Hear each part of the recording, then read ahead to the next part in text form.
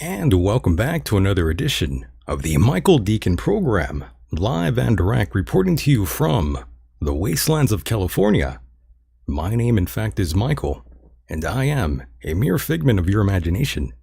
First-time listeners, thanks for dropping in. Pleased to meet you. The pleasure is all yours. This show is better than a fatal accident. Joining me tonight, it's Mr. and Mrs. Smith. These shows are always quite fun. Now, without further ado, we will get right to business. But before that, good morning and good evening. It's an absolute pleasure to be here. Guten Morgen to our listeners outside of America. Thank you to those inside of America as well for your support. If you were here last night for the show, the video was removed because we played audio from the Jimmy Kimmel show, specifically his interview with Hunter Biden. I guess that did not sit well with them, so that episode was yanked. However, you can listen to that episode in its entirety by searching Michael Decon on all podcast platforms. Cheap plug over. Now let's get down to brass taxes and unmute our friends who are currently waiting right now. And Scott, are you out there? I am way out. Way out there. I love that. And I believe Sandra is also with us, correct? Yes, I am, right here. There she is. I'm so glad both of you are with us. We have so much to discuss, and I'm glad that both of you are in good health. Well, at least I hope both of you are in good health tonight. Perfect health. Excellent. Very nice, very nice. Very, very nice. And you know, it's not every day, or every show rather, where I get to talk to people in my own backyard. Yes, we are in your backyard right now. Literally. Yes. Yes, I can almost feel you. And by the way, for those that don't know, Scott, you are also the author of a very good book, by the way. I'm not just saying that because you are on the program, but I actually really enjoyed the book that you put out. Well, I'm glad. Not everybody will say that. I actually have at the beginning of the book, God Reconsidered, a forewarning instead of a foreword, because it's definitely not for everybody. Right. God Reconsidered, for those out there wondering. And by the way, Sandra, there's so much to discuss with you as well, but we will start with Scott. Scott, definitely tell us a little bit about yourself as we get to know you a little bit better here on the program? Well, for better or worse, I came to write God Reconsidered, and I have a dedicated website called godreconsidered.com, and I also have a Facebook page that has a lot of free content. And my background that led to writing it and why the book is distinctive is essentially this. I grew up in a Mormon household, and the Reader's Digest propaganda for the Mormon Church wants people to think that it's an ordinary Christian group, except the Mormons have nice families and they don't drink coffee, alcohol, and they don't smoke. But that really obscures the Christian heresy of Mormonism. It's quite radical, and among other things, you grow up hearing all kinds of supernatural stories. So I took stories about angels and dead ancestors visiting and stuff, Right. kind of in stride. And I was not just a faithful Mormon. I went on a mission to Germany, Achtung, and I had a lot of what I regarded as miraculous experiences, and I talked to some fascinating people.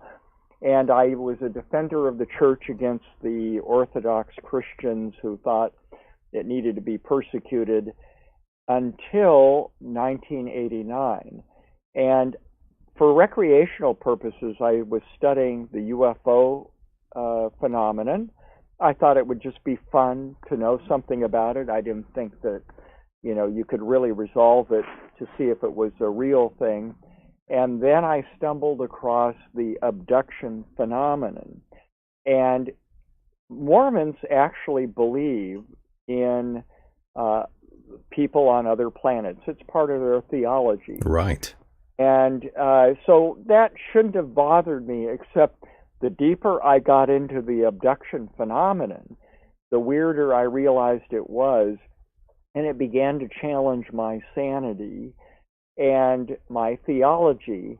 And kind of this helped trigger a mystical experience in January 1989, and I was able to see through what I call direct knowledge the fundamental lie behind all mainstream religions, East and West, which was a benign God created this world so we could come here, exercise our free will, obey whatever set of commandments there are, and then we either move on to a better incarnation or heaven or whatever it is. And at the same time I was kind of going through this awareness, I also began to read a lot more about history and prehistory, going back a couple 100,000 years, and I realized, boy, we really are isolated from reality. I mean, most people, for example, don't realize that about 300 to 500... I have no idea what that was, but that was really loud. Very, very loud. I'm not sure what that was, ladies and gentlemen, but we have dropped the call here. Let me call him back. My goodness. Did that hurt your ears too, ladies and gentlemen? That freaked me out. Good Lord. Let's call them right back. Oh yes, outgoing call. Let's give them a ring here. Nearly blew my ear. Oh, there he is. Oh. They are not picking up, boys and girls. I don't know what happened. Did we get cut off? Phone ring. That's all I know. I don't know if Whoa, it's still going off. I have no idea what's going on here, folks, but we have sort of lost whatever clear line we had here. Yes, Jesus is calling. Yes, Stephen. My goodness. What the hell was that? Don't worry, we will call them on the separate line here. And that's why we have these sort of things, folks. we have that sort of technology where we can sort of fix these sort of things. It's a good thing I have a separate computer right here,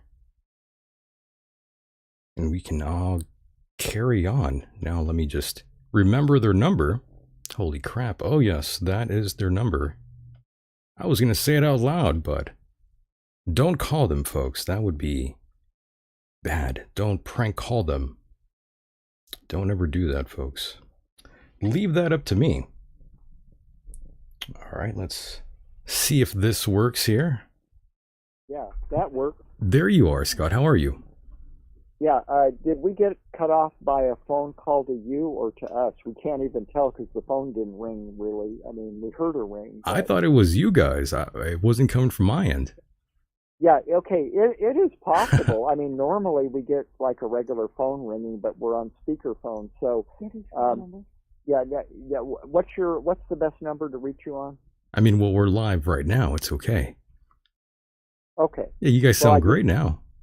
Yeah, I just wanted to make sure if it was our phone that we could call you back or something. Anyway. No, we're good. I don't know what's going on, but anyway. So the bottom line. Shall I just continue? Yes, sir. Go ahead. Okay. So the bottom line was that I realized that most people are not aware that 300 to 500 million people died of smallpox in the 20th century. There was no vaccine till the 1960s, speaking of kind of contemporary issues. And I also learned that about a quarter of all children ever born died in childhood. And I learned that there are 700 genetic diseases and 400 mental emotional diseases. And among other things, I suddenly realized that in the beginning of Genesis, when it said, when God got to the seventh day, he declared the creation very good. So I thought, but it isn't very good. Most people who have ever lived have basically just barely survived.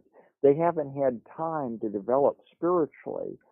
And most of our lives, even today, are taken up with really irrelevant distractions. If we think we're here for some great destiny or moral purpose, the reality is we're sleeping a third of the time, we're studying, commuting, working a third of the time, and we've still got to eat and shop.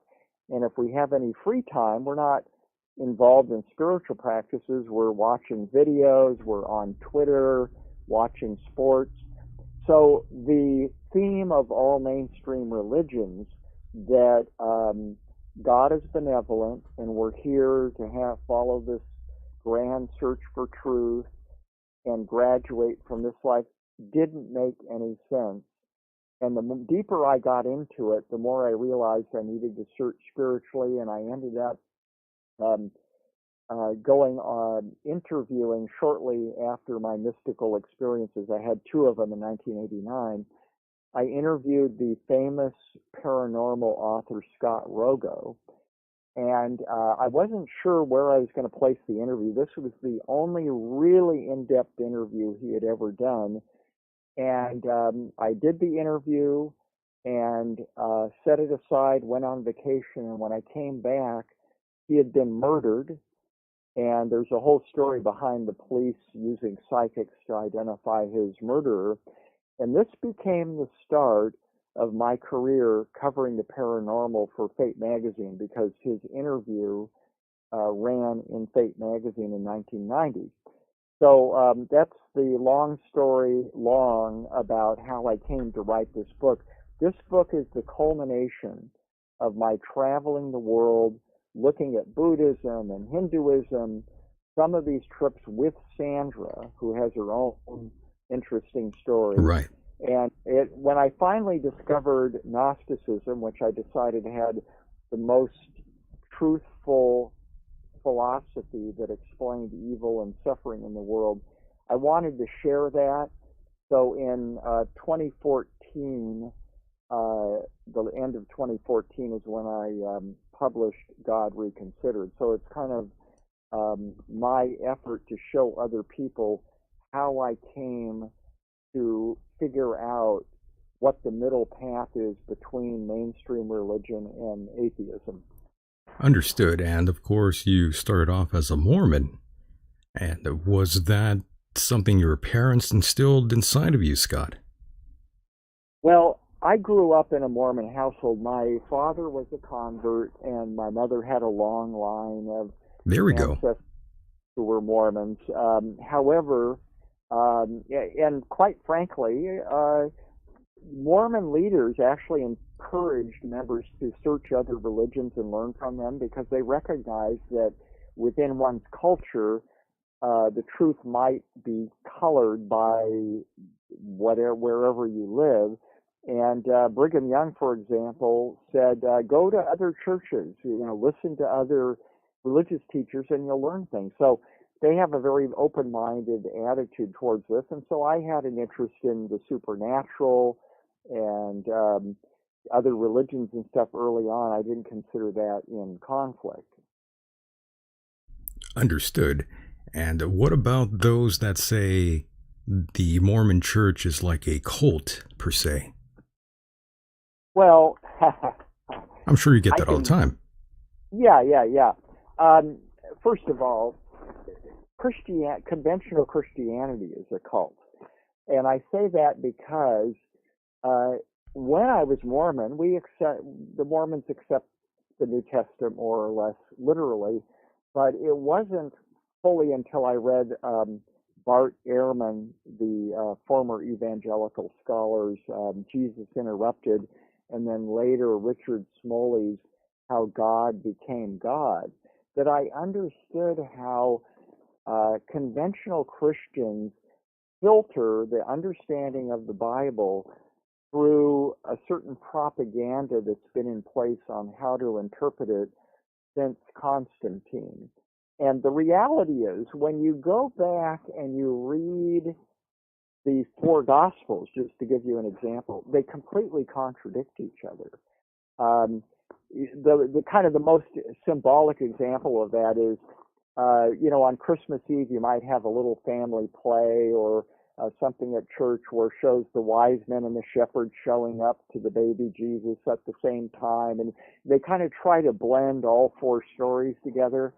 And the reality is, that's quite remarkable, is laid out by Bart Ehrman, that if you've been hearing the official story, you don't notice this, but every single gospel contradicts the other ones. You take like the last week of Jesus' life, you would think that they could get that in harmony, and yet none of these things that they say about the Last Supper, his crucifixion, where things occurred, what happened after the resurrection, none of them are in agreement. And if they can't get those things right, those most important things, then it calls into question, obviously these weren't eyewitness reports. And furthermore, when you go back and you look at what they decided at the council that Constantine convened, many of the fundamental doctrines of modern Christianity, like the Trinity and salvation and atonement and a lot of these other things, they're really not taught by the New Testament.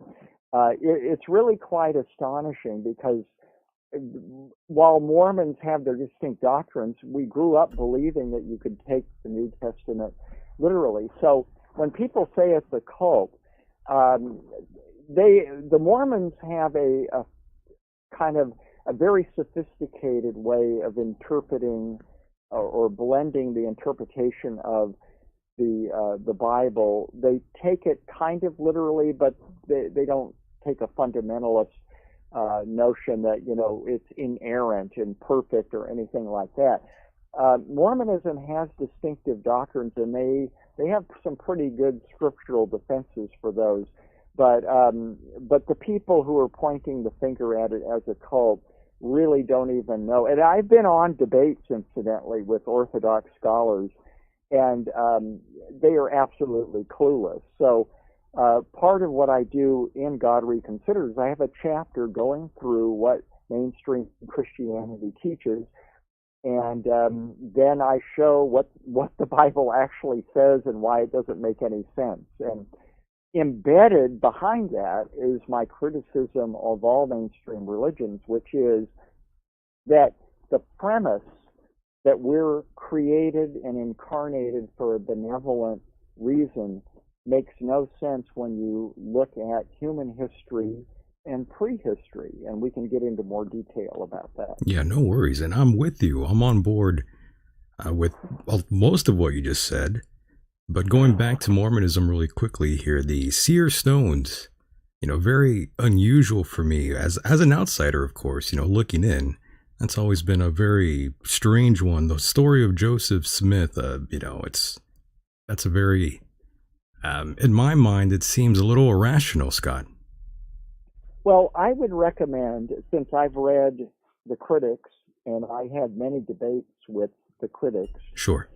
And I read the Mormon side of things. The best book anybody could ever read is by Richard Bushman, who is a liberal Mormon scholar.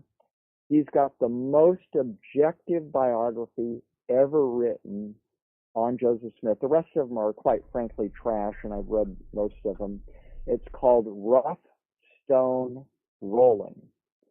And there are a couple of others. If people want to get serious about this, another member of the church who's quite liberal, Mark Coltco Rivera, wrote a book called Rise of the Mormons, in which he shows why Mormonism is sounder and more appealing, why it's growing so fast relative to other Christian groups. And finally, a non-Mormon, Harold Bloom, the great Shakespeare scholar, wrote a book called The American Religion. And one of the things he points out is that Mormonism is one of the few living religions.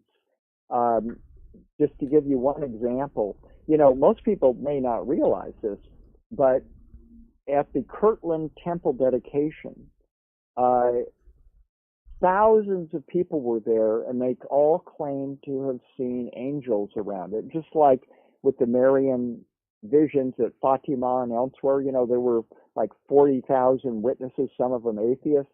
Well, Mormonism is one of the few religions that has those kind of supernatural manifestations, and Harold Bloom documents a lot of these things, and he points out the progressivism of Mormon ideas, so that when you really get down into it, things that Christianity thinks are heretical, like looking into a seer stone,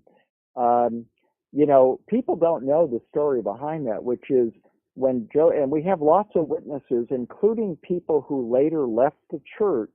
They helped Joseph Smith transcribe the Book of Mormon. He would look through these little stones and read off what he saw. They would write it down, and he would just read in a stream of consciousness. It wasn't like he made notes and stuff like that. And he was not well educated.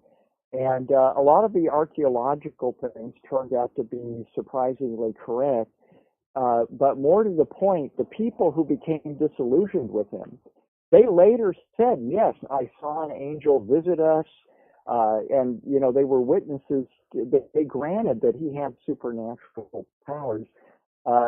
So when you hear the full story, it really is an affirmation of the things that he said, because even his later enemies, who had once been close to him, agreed that there were these angels appearing and other things like that. These things are not known to outsiders because they think he's a fraud. It's like Scientology, so they think it must just be some kind of scheme. And incidentally, I don't know if most people know this, Mormons don't have professional clergy. Nobody makes money. They're all volunteers. And so this isn't like a lot of cults where somebody's getting rich off it, Oh, yes, like our friends who are raking in the millions, like Kenneth Copeland. Right. Yes, one of our favorites. He's one of my favorites as well, especially here on this program. We all love him here. Yeah, he's a big hit here. Yeah, I can imagine. But yes, I will be honest with you, Scott. I am an open-minded atheist.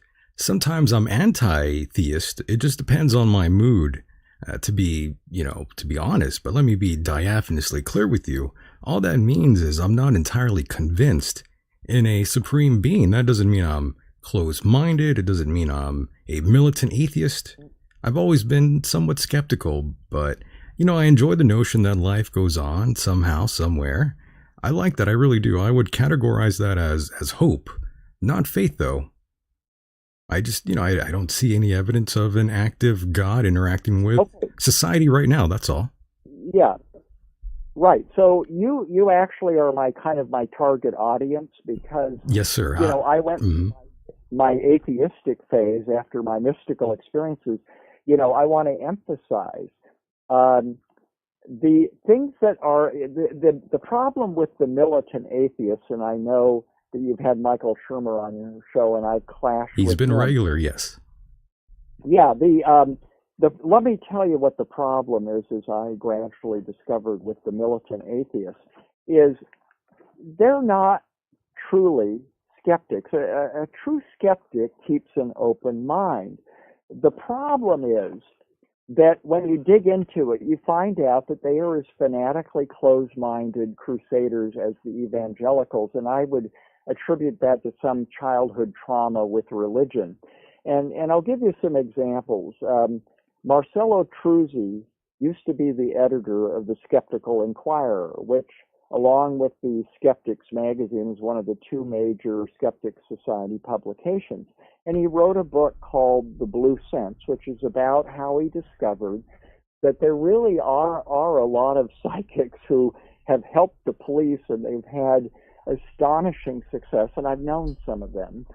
And this ties in to the evidence for ESP. There is a massive amount of evidence for ESP. The best book on the subject is Dean Radin's The Conscious Universe. And, a lot of people might be a little surprised to know that hardcore, infamous atheist Sigmund Freud said he knew telepathy occurred because he had regular experiences reading his patient's mind and vice versa. If people will understand that what is supernatural is not super, it's a paranormal phenomenon in most cases. Now, the way Dean Radin discovered this is he was a hardcore Bell engineer, and he had an opportunity to read the research in the Soviet Union, atheists, of course. This goes back, into the 80s, right, and the 70s, where they were researching things like ESP, which they recognized as a natural phenomenon, certain paranormal things. And there are other things I could point to, psychokinesis, being able to move things with your mind and stuff like that. Now, Sandra and I have had a lot of experience with these things because we became reporters for Fate magazine, and she can tell you she's known some famous psychics, and she has psychic abilities herself, and but these are not supernatural.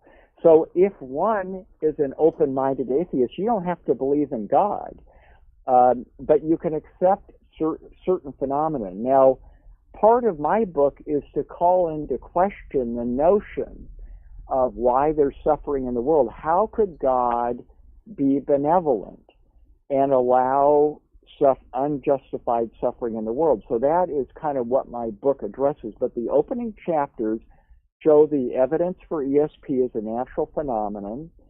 The second chapter is on UFOs, and I show this also is not something you have to regard as supernatural. There is plenty of evidence for UFOs, whatever their source, and yet the militant skeptics absolutely fight it. And I show in my chapter on this that they lie knowingly, because I looked at the experts that the skeptics groups rely on and what they say about certain famous cases, and then I went back and looked at the original record, and I show in God Reconsidered, which people can look at godreconsidered.com or my Facebook page for God Reconsidered. I have a chapter that I post periodically on this, on UFOs, and it shows that they brazenly lied about the incidents, what actually happened. And I give three really good examples. And then the final chapter addressed to skeptics is on near-death experiences and the evidence for afterlife. And it is surprisingly compelling. And the reason skeptics are not aware about how strong this evidence is they read what skeptics have to say about it. Just to give you one example, and then maybe Sandra will, and you can have a conversation, but one example is you are led to believe that all the near-death experiences can be explained biochemically, that the drugs that are natural during the process of death or involved in surgery trying to save somebody, these can explain the fantasy, supposedly, that people have that they're leaving their body and so forth. Actually, it's exactly the opposite. If you look at the biochemical evidence, they should be having these kinds of experiences when you look at the drugs involved and the biochemistry and everything like that. And I go into great detail about this, and I cite other sources about it. So what I would say is an atheist, nothing wrong with being an atheist. Technically, Buddhists are atheists if they're intellectually sophisticated and not kind of the common worshiper of Buddha or something like that. But there's nothing wrong with atheism, except if it doesn't allow for a reality beyond what we consider the natural world. And that's where they go wrong. And then the secondary question is, how do you explain the justice and the suffering in the world, which we can address later. Yes, we'll circle back to that as well as UFOs. I would love to talk about that with you here, Scott, but let's bring in Sandra for a moment here and have a word with her. Sandra, how are you? I'm great. Very nice. Very nice. I'm glad you are here, Sandra. There's so much to discuss with you as well. And you had a very, very interesting background yourself. Yes, I have a very interesting background indeed. I was a very rebellious young girl, very unhappy childhood, and looked in all the books. And then I had my first near-death experience, and it was so profound that I didn't want to come back. It was so profound that I just absolutely didn't want to come to this place anymore. I was forced back. And that was the beginning of my search for not the academics anymore, but for the invisible world. Now I wanted in, and I started doing all my research and books, Introduction to Hermetics, The Golden Dawn, the real books on real magic, thinking I would never in a million years luck out and find it in this stage of our existence. I thought it was way past time. But lo and behold, somebody came into my life.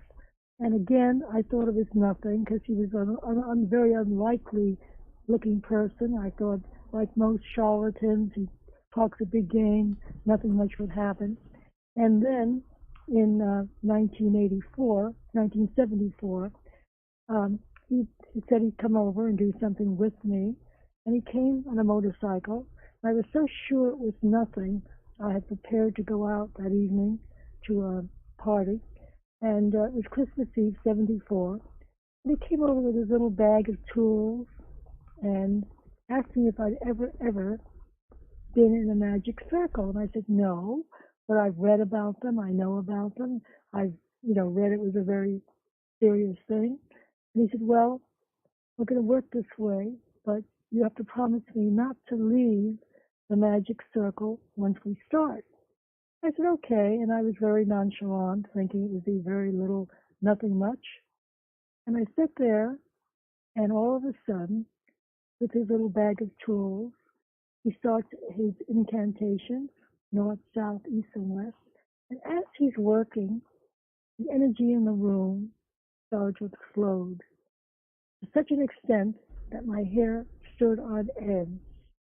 I was never so scared in my life. Round and round and round. I thought I could not bear. I thought I was going to die for sure. So I could not stand this. This was like something out of a movie. Reminded me of Rosemary's Baby and The Exorcist. The energy was so strong. I was so frightened. I didn't know where it was going at all. I'm sitting in this circle, and I promised not to move. And I don't think I could have moved anyway. And all of a sudden, after about, I don't know how much time went by, but I think I kind of blanked out for a while and went unconscious or something. But I came back, and I know my thought was, my God, it works, it really does work. Well, I heard him say, his voice kind of faded off into the background, and all of a sudden I heard him say, "Begone." I lived in this townhouse with 2 front windows and a front door, and it seemed like I'd been there for some time. When he said, "Begone, begone," the 2 windows flew open, the door opened up, and I had my head down, scared out of my wits, and I said very timidly, "Can I leave the circle and close the windows and the door?" He said, "Yes." And I had my head down. I figured, what did I invite into my life? Is this the devil? What is this? I don't want anything to do with this person ever again. Ever, ever, ever, ever. And I got up and I closed the windows and the door, crept back, and I said something to the effect of, I wouldn't even look him in the eye. I was so scared. And he said, "You'll be all right." I said, "No, I won't." And I already met Scott at that time. In fact, Scott had met this teacher. I call him the teacher. And for about a year or so, when I woke up in the morning, the concern I had, when I had the teacher work with me on, the issue was kind of lightened and I felt fabulous. I figured, wow, this feels great. I felt like unburdened, like something was lifted off me. And this lasted for a few months, and this teacher kept on calling me. I kept on saying, "No, I never want to see you again. Never, never, never." This went on for about a year and a half or so. Finally, thinking maybe I can work with him. Maybe I can stomach it. I sure like that energy in a way. So I invited him back into my life. And that was the beginning of 8 years of working with the teacher. I would say we did what he called operations 2 a year or so. By the way, Sandra, I have to stop you there. Can you get a little bit closer to your speaker there for us?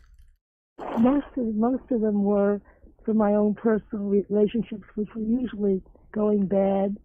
But this one was for my father, who was in intensive care. My mother was frantic.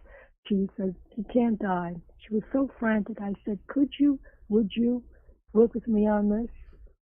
He said, "Well," and he did. And it took 8 hours or so. I said to my mother, I said, "Listen, he's not going to go now. He's got 5 years or so, maybe 5 years and 3 months. He got out of intensive care. He lasted 5 years and 3 months, I swear. My mother was able to cope with his demise, because it was a long time. But she saw who he was. And this was the beginning, and, it lasted about 8 years or so till he moved and things happened. I did work with him for a while. I found it very challenging because I put in 4 or 5 hours a day to try to duplicate what I was learning. But I was very happy to become the vessel, and that means like a helper for the energy that he provided. By the way, Sandra, how old were you during this experience that you are detailing here? This was in 74. I was like, many years ago. I was like 30-something, 25. Okay. And, I was blonde and gorgeous, and I was a model, and of course... You had it going on, Sandra, in other words. What? I said you had it going on at the time. I had it going on. Right. But I was very, as I said, curious and insatiable curiosity for the invisible world and the things that I wanted to experience, never thinking I would luck out. And I already met Scott at this point, and Scott had come over, and I told him what happened, and he had met the teacher. Spent a little time with him, so he knew who he was. He was the real thing. And it was, I think, the most important event in my entire life. To this day, it's number one. That was the beginning of many adventures with Scott later on. We were together like 25 years or so, and we've been all over the world, and every place we go, magic happens. Every place we go, fantastic things happen with us. Like we go, for instance, I'm not that crazy about classical music. We go to one of our trips, and there we have an obligation to sit with a classical music a session, and the music is so profound, the whole audience stood up. It's like every place we go, something happens that is a magical experience. We've been together many, many years. I'll let Scott tell you a little something about that. No worries, no worries. Well, let me just chime in and say something about Sandra's own psychic ability. She's introduced me to a number of well-known psychics like Uri Geller and Peter Hurkos and some others, and I've had my own examination of James Van Praagh and Bevy Jagers and some others, and we've gone around and tested psychics. But one of the things we've never really discussed is Sandra has the ability to, when she's on, to touch somebody, and it's a little bit, I forget what the technical term is, but she can touch somebody and read their soul or their mind and tell them specifically where they're stuck in their personal and professional lives. I've seen her do this over and over with total strangers on the street. But there's a thing to know about it, which is, and I learned this from Scott Rogo, who had his own talents. He was able to leave his body, astral project, as they call it.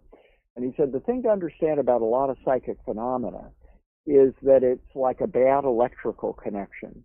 Sometimes it works, sometimes it doesn't, and you don't really have full control over it. And this is one reason why people that we know have legitimate powers, and I had a chance, for example, to test Uri Geller. Amazing. After I read James Randi's skeptical book on him, and I did what James Randi said, and Uri Geller was able to read my mind in two very specific things. Did you get him out of your mind, by the way, Scott? Get him out of your mind.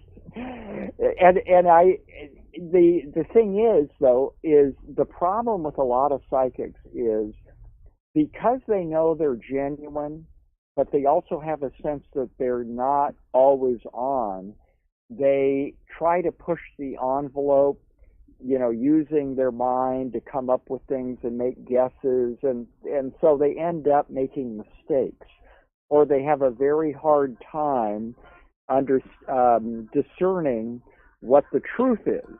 Like, for example, with Bevy Jagers, who was a psychic in St. Louis, now dead, I went and interviewed a bunch of the police that she had been involved in solving murders for. And, I got very fascinating stories from them, but she wasn't always right. But psychics tend to think they're better than they are. And so between their exaggerations to try to make themselves look better, or their inability to discern truth and error, sometimes the critics can catch them in mistakes.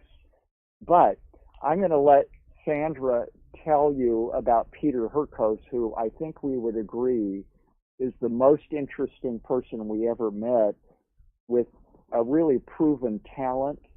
Sandra, why don't you give him an example or two? Okay, well, for instance, Peter Hurkos was my very best friend for 20 years. And I had many times to test him on everything you can imagine. One time when Dean Martin's son was killed in a plane crash. Dean Martin, is that what you said? Yeah, Andre Baharish was the agent that brought Uri Geller and Peter Hurkos to this country many years ago, I guess in the 60s. And Peter Hurkos was at the house with Andre Baharish, and they brought over the uniform that Dean Martin's son had worn in the plane crash. Peter had put his hands over the earth, zeroed the place where the plane crashed, was able to locate it. And by the way, Peter's clients were the Queen of England, President Reagan, people of that stature, President of Sony, top of the world. He was the real thing, and he was unbelievable. I watched him do many, many, many things. I'd bring friends over to the house and I had a crush on some comic that was kind of giving me a hard time. And Peter said, bring him over, I'll do a reading. In his broken English, he was from Holland, he had a very, very bad command of the language. So I bring over this comic, and Peter goes into the lady Ben's room with his hat. He's touching the hat. He says, call me later. He said, listen. He said, this guy is not good with his ex-wife. His ex-wife is having an affair with his best friend. He cares not a whit for you or anybody else. He's a selfish thing. Get away from him. I said, Peter, I'm in love with him. He said, of course you are. Of course you are. It's silly. He said, and he's going to be in the hospital. He's taking some pill, like a Percodon or something. Right. And his stomach is going to be all, he's not going to die, but he'll be in the hospital. Everything he said, of course, happened exactly as he said it. And this comic, exactly as he said, everything always 100% true. So that's the kind of psychic Peter was. He was able to pinpoint everything that you can possibly imagine, and was very, very powerful. Had a language barrier, had some negatives, but Andrew Paharish was a very famous scientist who had 40 inventions, and Uri Geller is mentioned a lot with him. He brought Uri Geller over here, or Andrew Paharish, and there he was really a phenomenal example. Anyway, Scott.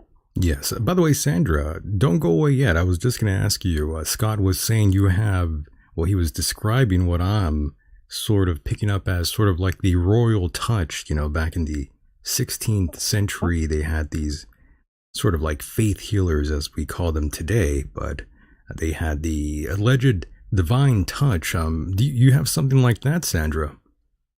Divine touch? What? You touch people. Yeah, the divine touch, right. I think ever since the near-death experience, because of my background, because of my reading, I became very intuitive. So I touch them, and everybody is kind of unhappy in a sense. You see where they're stuck. I could see that they're subject to their subconscious, which is a million times bigger than their conscious mind. They have a script. My feeling is that everybody follows a script that they grew up with, that their parents and grandparents taught them. Bruce Lipton, the biology of belief, is a big man in this area, and they marry the kind of man that they're programmed to marry. The only way to transcend that, right. There's a way to it's hard work.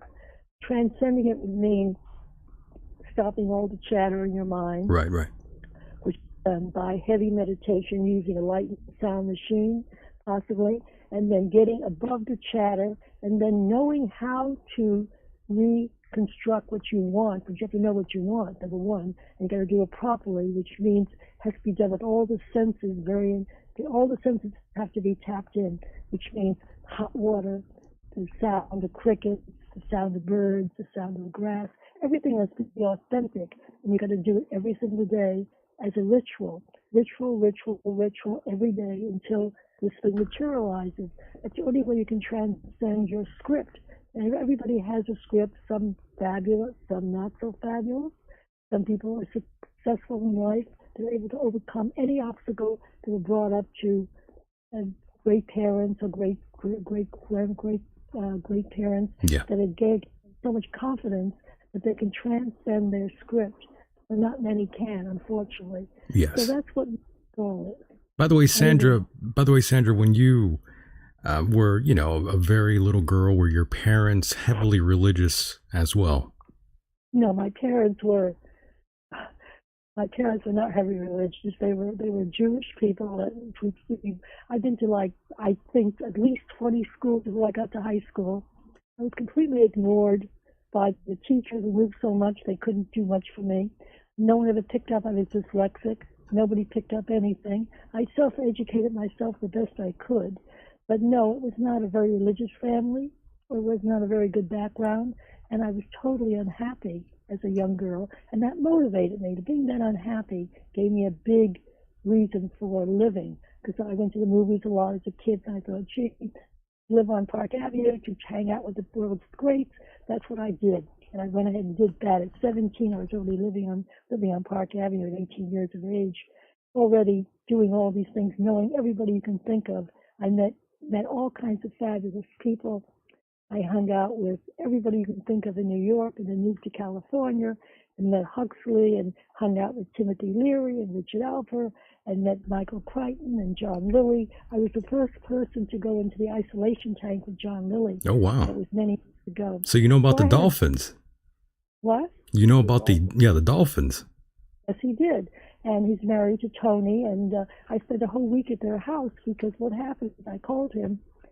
I called that house. Somehow I got a hold of their number, and I called that house in the middle of a kind of like a strange semi-little experiment I was doing with some kind of way out drug or something. Wild, yeah.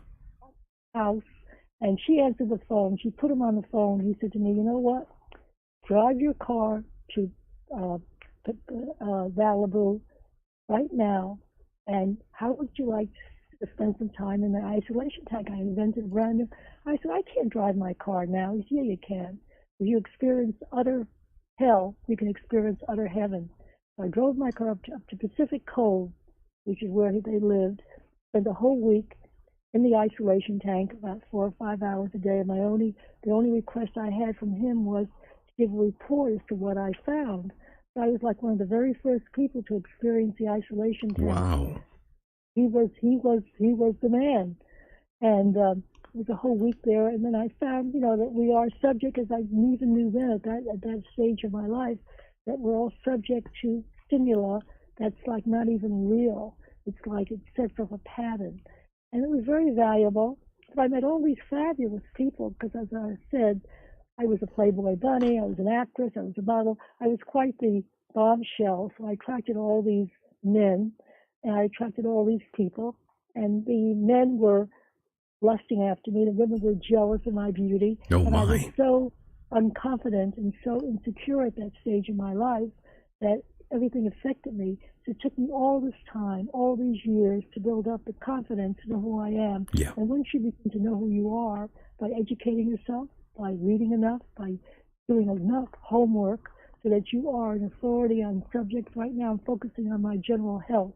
I'm learning everything about bioidentical, which is replacing all your hormones, about breathing properly, the reason for exercising, the right way and why you should do it. A book Younger next year, very impressive book. I love the science. I love somebody who explains the science so I understand it.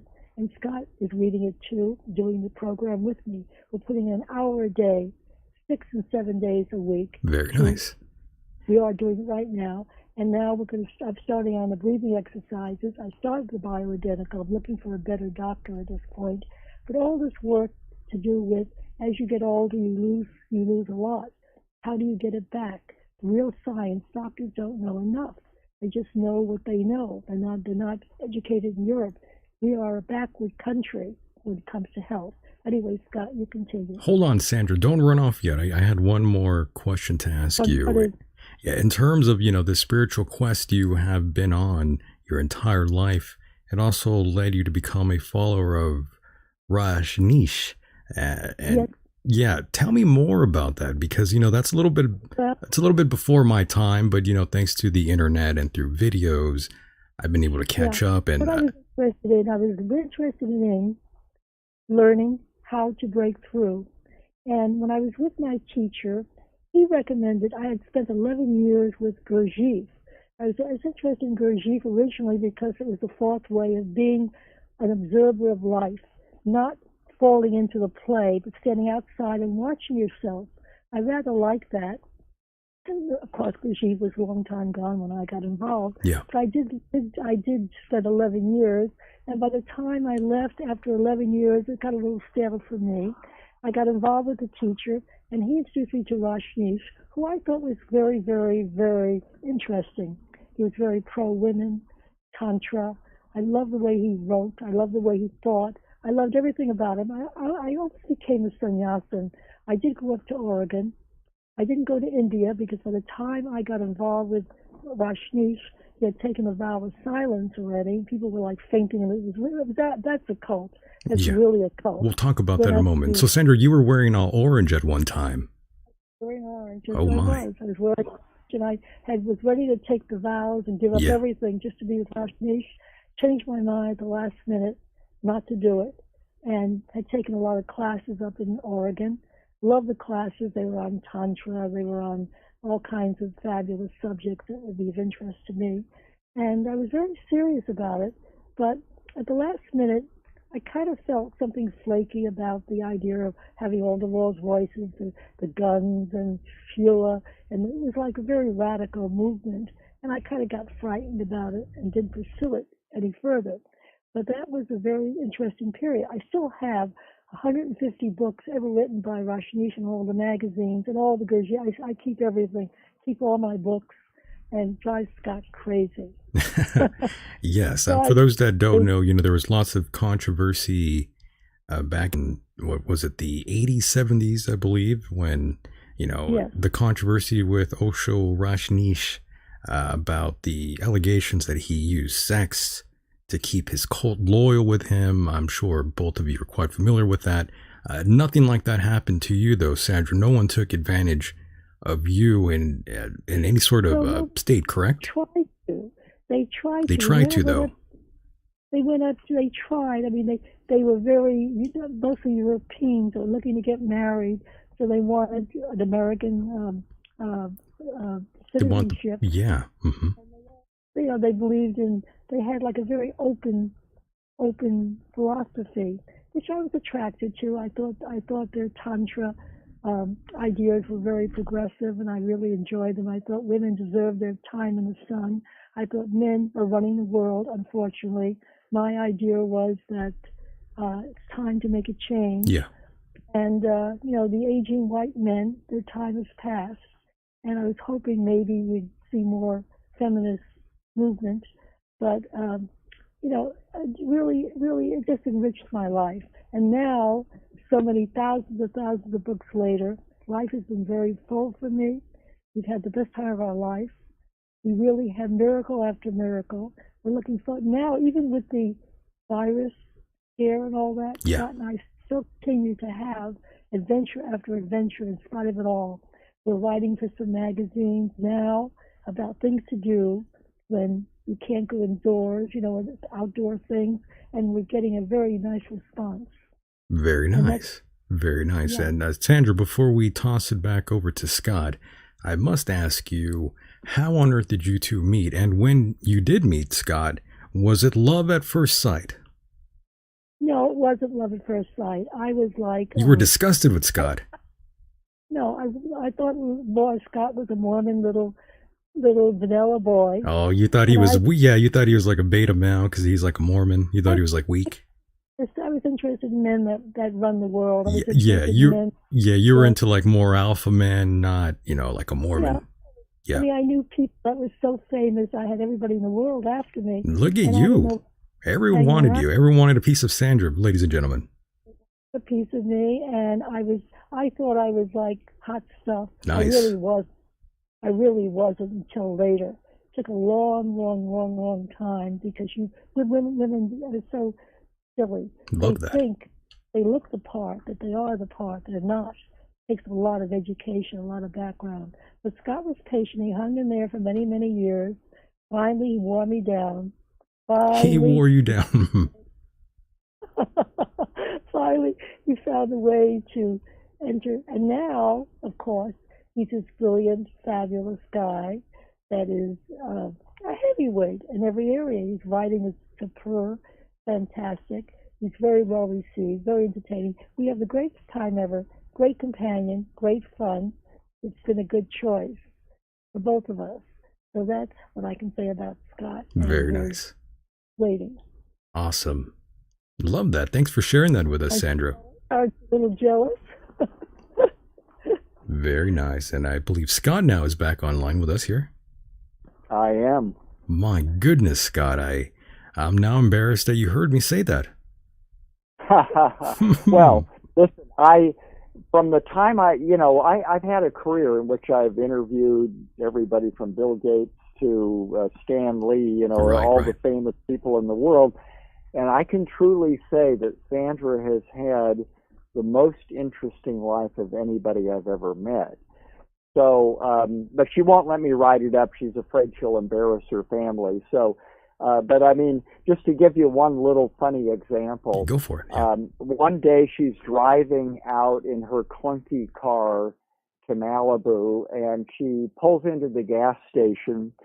And the guy, this was back in the day when they came out and did the gas for you, and the guy comes out and he puts the gas hose in, and he looks in the back seat, and the guys in the back seat were Henry Miller and Joe DiMaggio.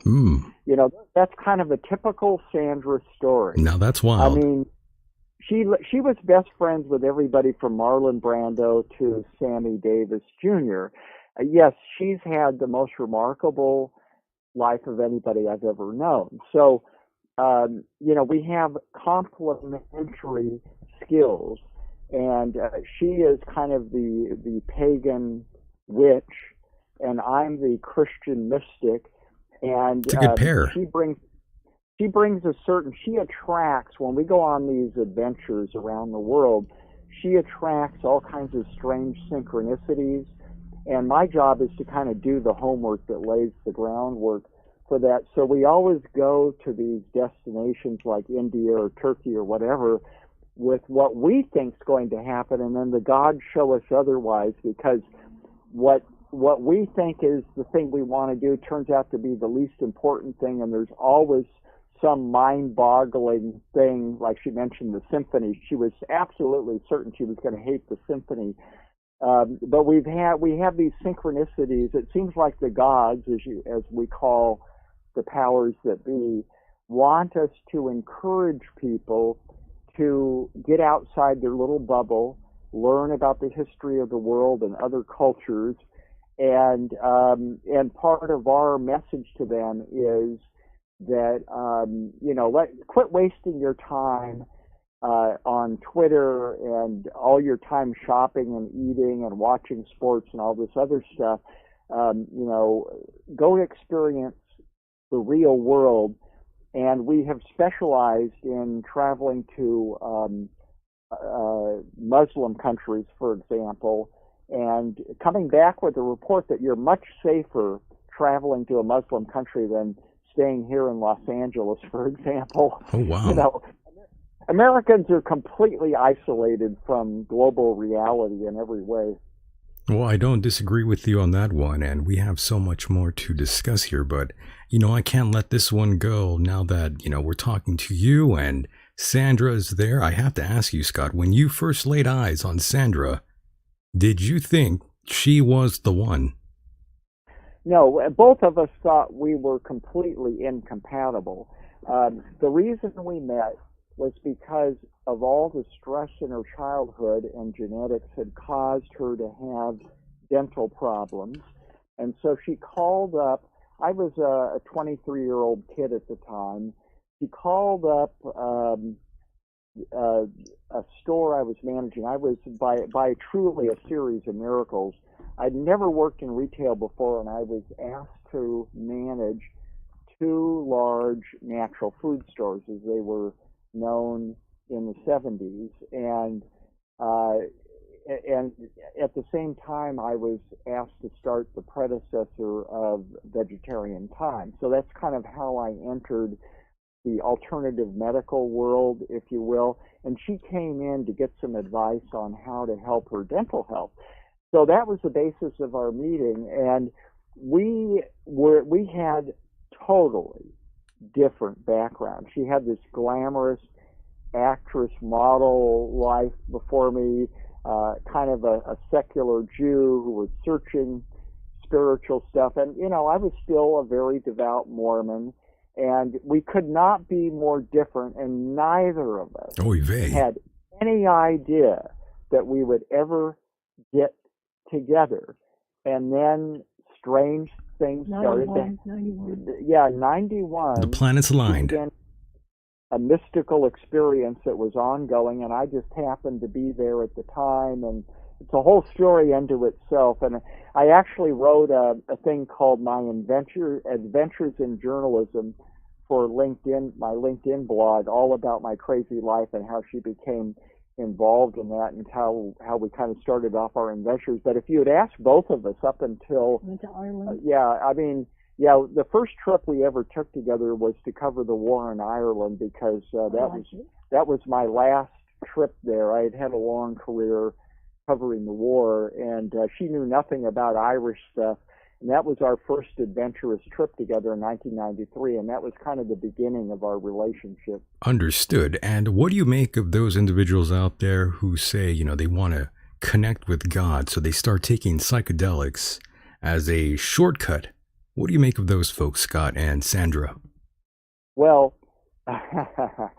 I'm going to let Sandra answer that first, because she's got the best answer. Here we go with Sandra. Coming up, folks. Here we go. I decided early on I wanted to take psychedelics because I really felt that it could be the answer to my unhappiness. Right. And finally, I ended up taking them. And finally, I took them even with Timothy Leary himself and Richard Alpert. I'm so jealous, by the way, Sandra. What? I said I'm so jealous of you. I know you should be. I am. Totally.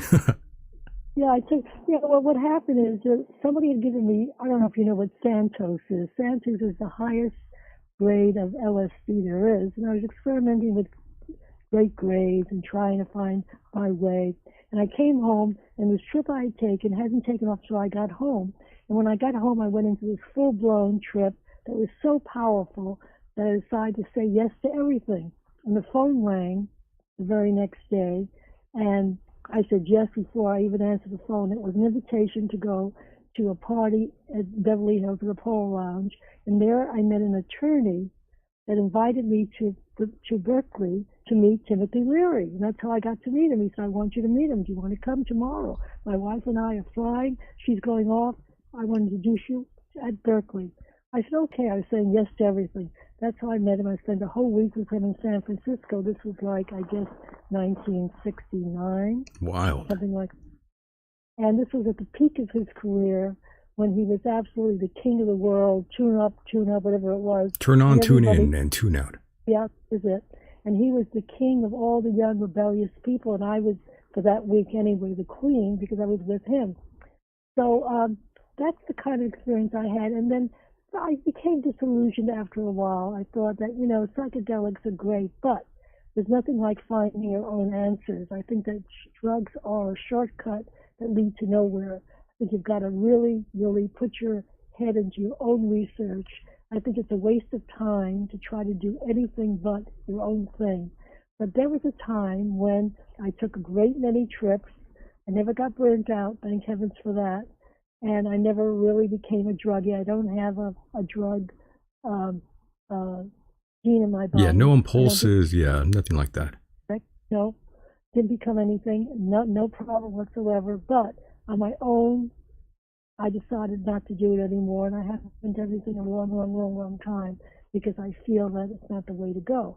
But at one time, I did feel it had answers, and I did have an introduction. So you get a quick start, you get an insight, and then it leaves. It's not permanent. I wanted permanency. I wanted to be able to call it my own, and that was why I stopped. But it is a great introduction, and I had great stuff, and great Santos, great experiences, and a lot of fun, and it was kind of really a great trip. Right. I remember it very fondly. I remember saying John Calley, who was he was the head of Sony Pictures, was my boyfriend at the time when I had just kind of gotten to California, and he said, listen, because I was a poor, he said, I will pay for your, I think you need to do all pay for it. I went to this therapist, and the therapist fell in love with me. And wow. It was a hard trip to do it. But I said, I want to start taking, he said, don't take it. If you start anything, don't come back to me. I said, okay, I won't. Anyway, I never went back to the doctor for other reasons, but this was the kind of life I had, which was everybody was offering me all kinds of contracts, all kinds of goodies. I said, no, I don't want to become a trophy wife. I'm not going to marry anybody to be a trophy wife. I'm not going to go into contract to big studios. I don't want to be beholden to anybody. I wanted to do it my way. And to this day, I think in a way, I regret some of the things I passed up on, but not really, because I never would have been my own person if I had taken anybody up on their offers.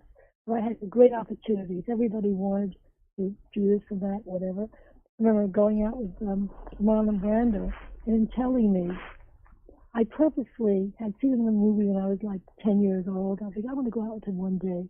Sure enough, I found You him. actually did. I did. I found him.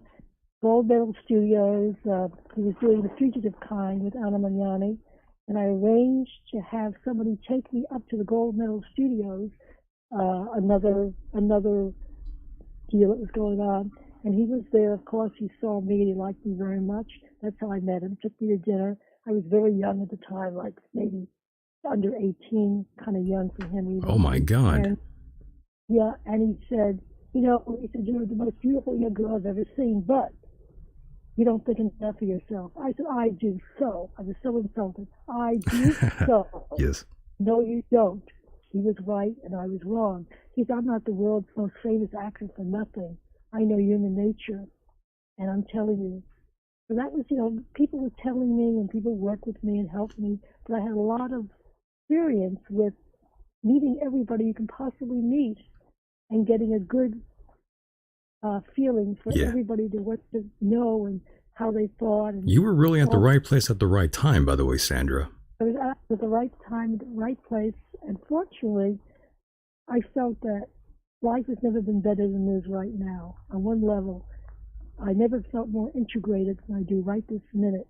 But after all those years, being integrated now, after all those years, the one thing I was looking for was self-acceptance in such a degree that I felt complete and whole. Did you not love yourself, by the way, Sandra, when you were younger? You felt like you had like a hole inside of you that was just not fulfilled.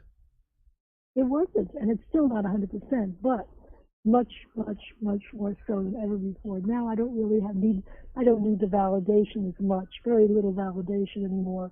Very little opinions. I've gotten kind of not arrogant about it, but a little bit. It's very hard to learn from people when you've done a lot of homework on your own. And that's one of the reasons I enjoy Scott so much, is he's constantly learning and doing things. Very nice. Yes. So I would say on the drug issue, Sandra and I did a lot of magic mushroom in our time. And I think it's very legitimate stuff. Anybody who thinks that the organic drugs, if you will, are just hallucinations should read Graham Hancock's Supernatural. He makes a very good argument as to why the shamans use them as an entry to another world. And the one thing that he hasn't done that I have is ayahuasca, and Hancock has a discussion about the place in South American shamanism, and I would say truly the most powerful visionary experience I've ever had was with ayahuasca. It can be life transforming, but I got into trouble with other drugs later, so I'm sober now. Sandra never had that problem. But what we both concluded was we needed to do more consciousness work. We're both big on meditation, and what were you? By the way, Scott, what were you addicted? What were you addicted to, Scott? If you don't mind me asking. Cocaine. That became, and for that matter, alcohol. Because I'd grown up Mormon, I knew nobody that had ever tasted alcohol. Oh, I so see. I had no idea that I had that genetic. 10% of the population has that addiction gene. Sandra doesn't have that. But we've both been through very extensive psychotherapy. We think that's very important. I had 8 years of Jungian dream analysis, for example. And you went deep then, Scott. Yeah. What? I said you went very deep there. Trying to. Yeah, very. Yeah. And we're both big fans of Harville Hendrix, Getting the Love You Want. He's Oprah's favorite relationship counselor. And Sandra, what's the name of The Biology of Belief? The Biology of Belief by Bruce Lipton. Those are two very, very important books because they help you understand why your little subconscious mind is not in charge of things and how you get programmed at an early age. So all these things, all these self-development programs, Sandra knew Werner Erhard, the founder of EST, and we took the Landmark Forum, which was the successor of that. We went through Tony Robbins' Firewalk, and I've interviewed Tony Robbins. So we went up to Esalen Institute. We did a lot of self-development programs. It all helps, and there's, the best is yet to come as far as we're concerned. Very nice. Well, Scott, what we found is once you start doing these things, more synchronicities and miracles come to you. Very nice. Yes, I'll bring up something in terms of synchronicity, but before I do, I was just going to humor both you and Sandra and say it's a good thing you guys did not find Heaven's Gate. Like, you guys weren't that interested in Heaven's Gate, UFO cult down in San Diego. Right. Yep. By the way, I did want to talk to you about UFOs before I forget, just for a few minutes here. It seems like, sure. It comes in waves. It comes in cycles. Sometimes it's very popular for a couple years and then it dies out, then it comes back.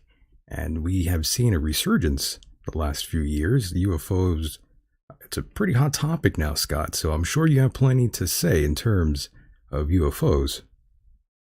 Yeah, let me just kind of give you the quickie summary of it. I don't think UFOs are, generally speaking, aliens, for a number of reasons. I give 3 examples in the book of very hardcore cases that you could say are ET cases. And, maybe there are extraterrestrials, but the phenomenon is much more complicated than that. And on my Facebook page for God Reconsidered, I have an analysis of the abduction phenomenon, which I think is the central mystery. Once I discovered this Gnostic path, I began to understand that we are not created and put into our bodies by a benign God. If you start looking at the premise of mainstream religion, it doesn't make any sense. East or West, reincarnation simply would be repeating the original mistake. It's hard to see because we're immersed in our religious cultures, but once you start looking at the abduction phenomenon, it looks like there are some kind of entities, call them extraterrestrials, call them spirits, that are manipulating us. And this explains things like Scott Rogo, the great parapsychologist, has a book called Miracles, where he shows there is a tremendous amount of really objective evidence for atheists. And like I mentioned, Fatima and the vision of the Virgin Mary, there were many, many atheists seeing that and testifying to it. So these so-called supernatural phenomenon appear to be religious if you believe in them at all, but actually, in a lot of cases, like Fatima, there's a little silver disc hovering nearby. And so there seems to be an effort to manipulate humankind in certain ways. So that's what I get into in the book is aimed at the kind of the hardcore evidence about UFOs per se. And clearly, there are, if you want to call them flying saucers, fine.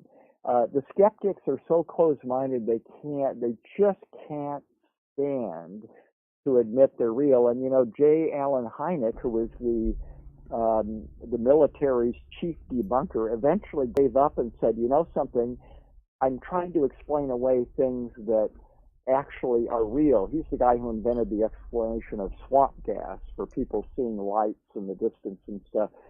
So I've talked to so many people that have had UFO encounters that were very, very credible, and Sandra and I have interviewed surgeons that have removed strange little items from implants from abductees and stuff.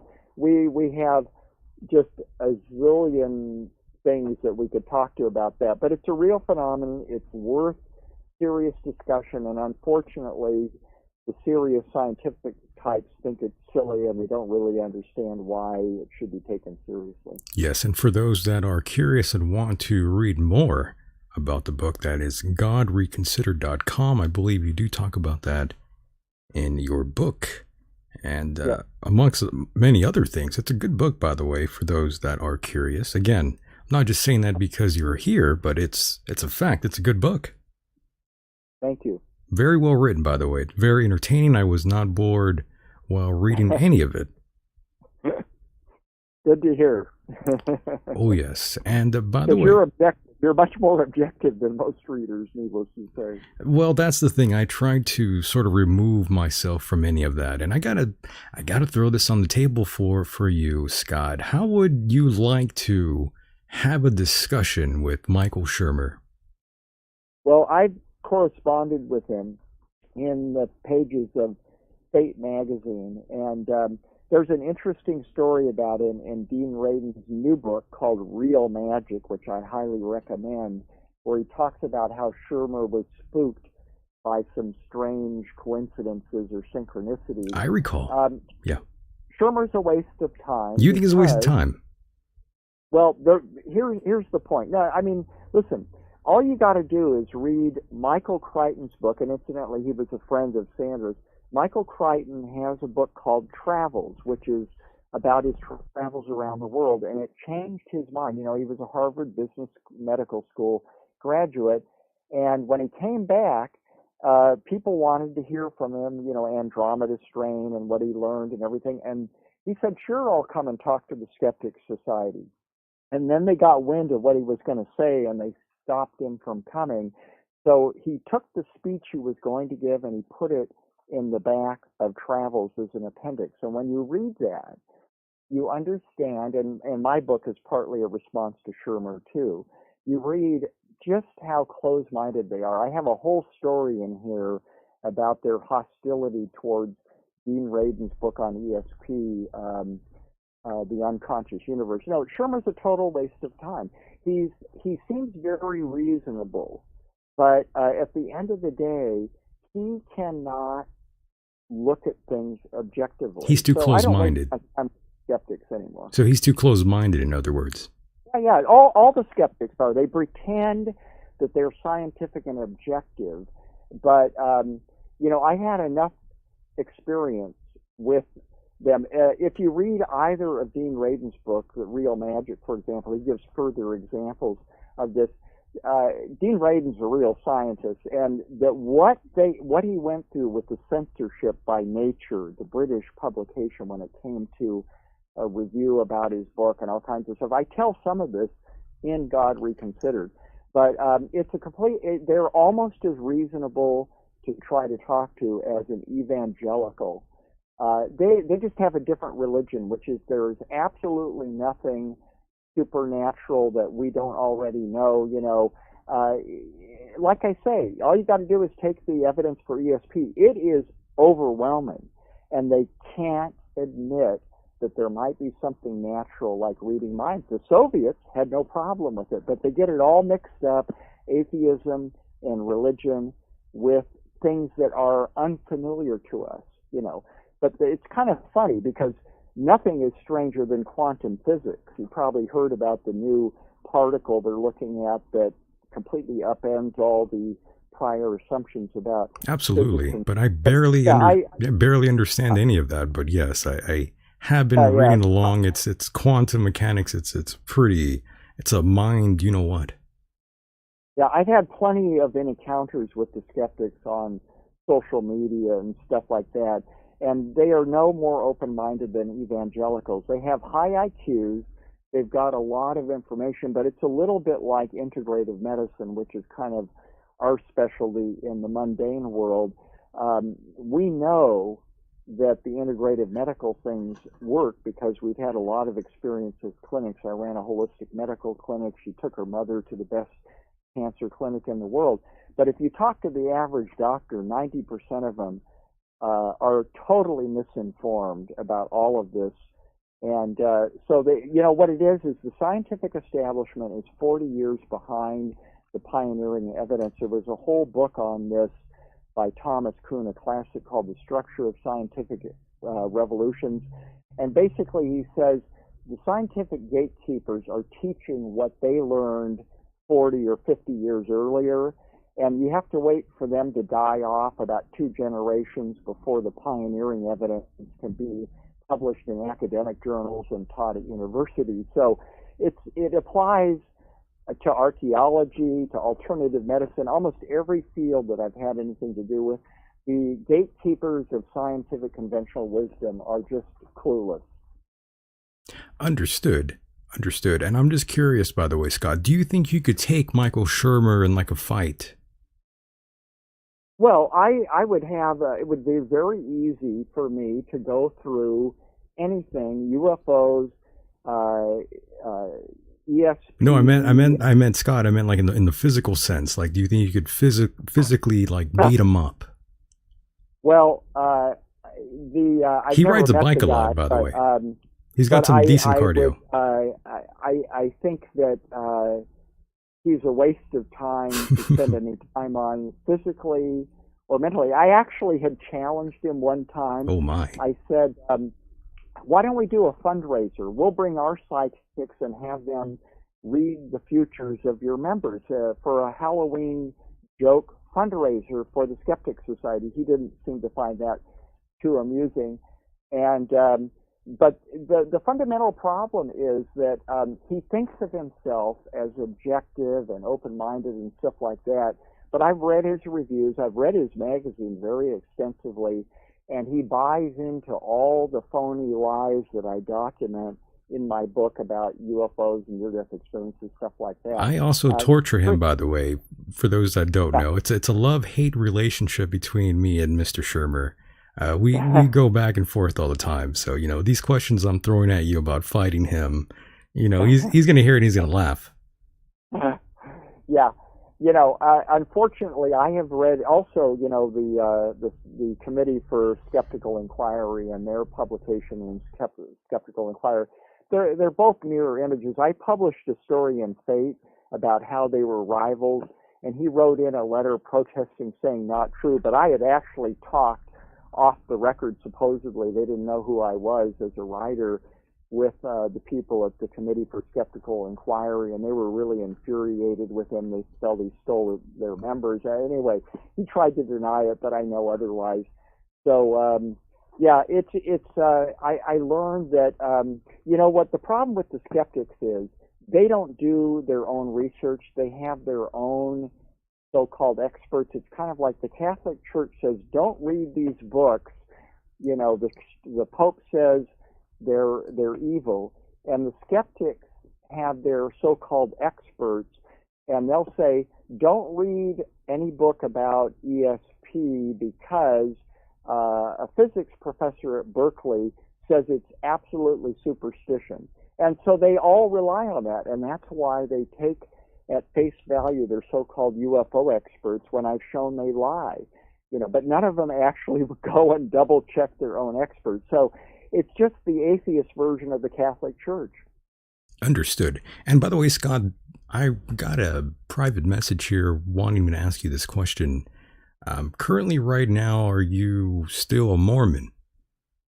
No. In 1989, when I had my first mystical experience, I realized that as I believe the Mormon Church has the most truth of any Christian, of any kind of mainstream Christian religion. I am a member of Ecclesia Gnostica, which is a Gnostic Christian church in Los Angeles and elsewhere. And the last chapters of my book are on why I embrace Christian Gnosticism as the best explanation for the human predicament, why there's suffering, why there's evil in the world. And the fundamental thing I discovered is that the high God is not very powerful. He's not all powerful in this dimension. And there are very powerful entities that don't wish us well. So no, I have a great deal of respect for Mormonism and its sophisticated theology, but it's fundamentally based on belief that Jehovah, the God of the Old Testament, is the God of this world. And there's this book by Richard Smalley, How God Became God, shows how Jehovah started as the tribal God of Israel, and eventually the whole concept made him into the God of the universe, but there's no evidence to support that actually in the Bible. And so, yeah, no, I think any religion that believes in Allah, Jehovah, Jesus as the God, the conventional kind of stuff, it's all based on false premises, and they all have the same foundation that God created the world. It's very good. We just don't understand why we suffer. When we die, we'll find out a little bit more. It's all to the good. And if we have troubles, it's either our fault, our karma, we don't get the big picture, a bunch of other nonsense. And the purpose of my book is to show why all conventional religions, East and West, tell this big lie about why we're here. Amazing. And by the way, going back to what we were talking about earlier in terms of synchronicities, I would feel remiss if I forgot to ask you this question. And, we are sort of backtracking a little bit here and there, but that's okay. We enjoy that. We appreciate that sort of thing. Our listeners have ADD, so, it tends to be, it tends to work in our favor, by the way, Scott. But yes, Scott, yes. One of the questions I did have for you, and I completely forgot, I'm curious what your opinion is exactly on, like these flashes of light, channeling voices, impossible synchronicities. Are we witnessing and experiencing something scientifically explainable but not yet understood? Let's see, would you say this is like a psychiatric delusion per se, or is this legit? Well, I would say in general, there is a lot of evidence, as Sandra and I, we went around testing all these psychics and stuff like that, and we found most of them are not talented and some of them are real. The fundamental argument I have, say, in this book is there is plenty of evidence for other dimensions and what we think of as the supernatural, but it's actually natural. We just don't understand it any more than we do the quantum universe. So the first step to understanding the truth is to broaden our horizons. And there, as I argue in a blog on my Facebook page for God Reconsidered, right, and in a chapter in the book, there is truly expanding massive evidence in every single culture around the world through the ages that when we die, we have a spirit that survives. And what happens after that in the immediate aftermath of death or near-death experience is culturally conditioned. But survival is simply a fact, and I marshal all the evidence for that, and it's expanding. There are more books on the subject. So we need to open our minds to the idea that we could even be atheists and say there is no great God, but there are other dimensions, and those of us who have been there or had these experiences, you can generate more breakthroughs by working at this stuff. I mean, there's no question Sandra and I meditate and we do visualization, and even therapy helps lift your mind out of its subconscious programming. And if you go to any of these self-development things like the Landmark Forum or SLM Institute or everything, you can begin to have more and more strange things happen. I mean, Sandra and I have bizarre stuff happen all the time. So the more you kind of deal with this world, the more things happen. And we just are mind-boggled at these strange things that happen to us. Do you have a moment for me to give an example? Of course. Go ahead, Scott. Well, some years ago, about, 6-7 years ago, I was going through downtown Los Angeles. I'd gone to drop off some food to the poor in downtown Los Angeles, and I was coming back in my little Toyota Corolla, and as I was going through the intersection, a SUV smashed into me and totaled my car. And I was not quite unconscious, but I had no idea what had happened. And when I kind of came to, somebody came over to me and said, I know you don't know what happened. I will tell you. Call me tomorrow. And he handed me his card. And so I was able to talk to the driver of the other car. We exchanged our information, and I had the car towed. And the next morning, I was in a great deal of pain. And this guy called me, and he said, listen, I witnessed the accident. The other driver is going to claim that you smashed into him, that you ran a red light. And he says, I will tell you, I was standing on the corner looking at the point of collision when it happened, and I will be your witness for your insurance company because I know the guy's going to lie, and you don't really remember what happened. And the other guy had his girlfriend in the car, okay? So here's the remarkable thing about it. He happened to be a pastor, and the insurance company told me they never had a more compelling witness to a case. And so it became not my word against his, but the pastor's eyewitness report. Amazing. If he had standing on the corner staring at the point of impact, I would have probably lost my license and, all kinds of stuff. And that's just one of many, many miracles that have happened in my life. Sandra and I actually have a long, long list of miracles written on sheets of paper to remind us. We have so many of them, it's easy to forget. And one of the peculiar things is every time we go on a trip, as I mentioned before, we come back with astonishing stories about what happened. And it seems like part of our mission in life is to encourage people to get out there and be adventurous, as opposed to, for example, at 9/11, people said, I was going to go to Paris, but I guess I'll just go to Paris, Las Vegas hotel. And it's like Americans are so totally isolated from the real world and the global world and stuff. They don't know what we're missing. So we've got this weird mission in life with all the miracles that happen to us. I mean, we went down thinking that the other day we went to Palm Springs. We've been to some pretty spectacular zoos like the San Diego Zoo, which you're familiar with. Right. It's probably the best in the world. And we went to this tiny little zoo in Palm Springs that specializes in desert animals. And we thought, something, this is going to be nothing. We really don't want to go there, but we have to cover it. And it was the first thing that we went to, and by a weird coincidence, we were invited to feed the giraffes.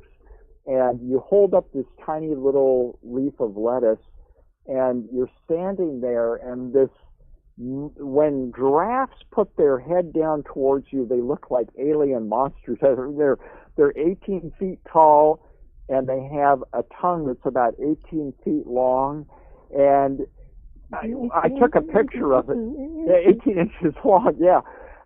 And I have this picture of Sandra looking like this tiny pixie compared to with this giant thing coming down with his tongue coming down, and she has this tiny little piece of lettuce that it takes out of her hand. Like a giant, you're feeding a giant Gene Simmons right there.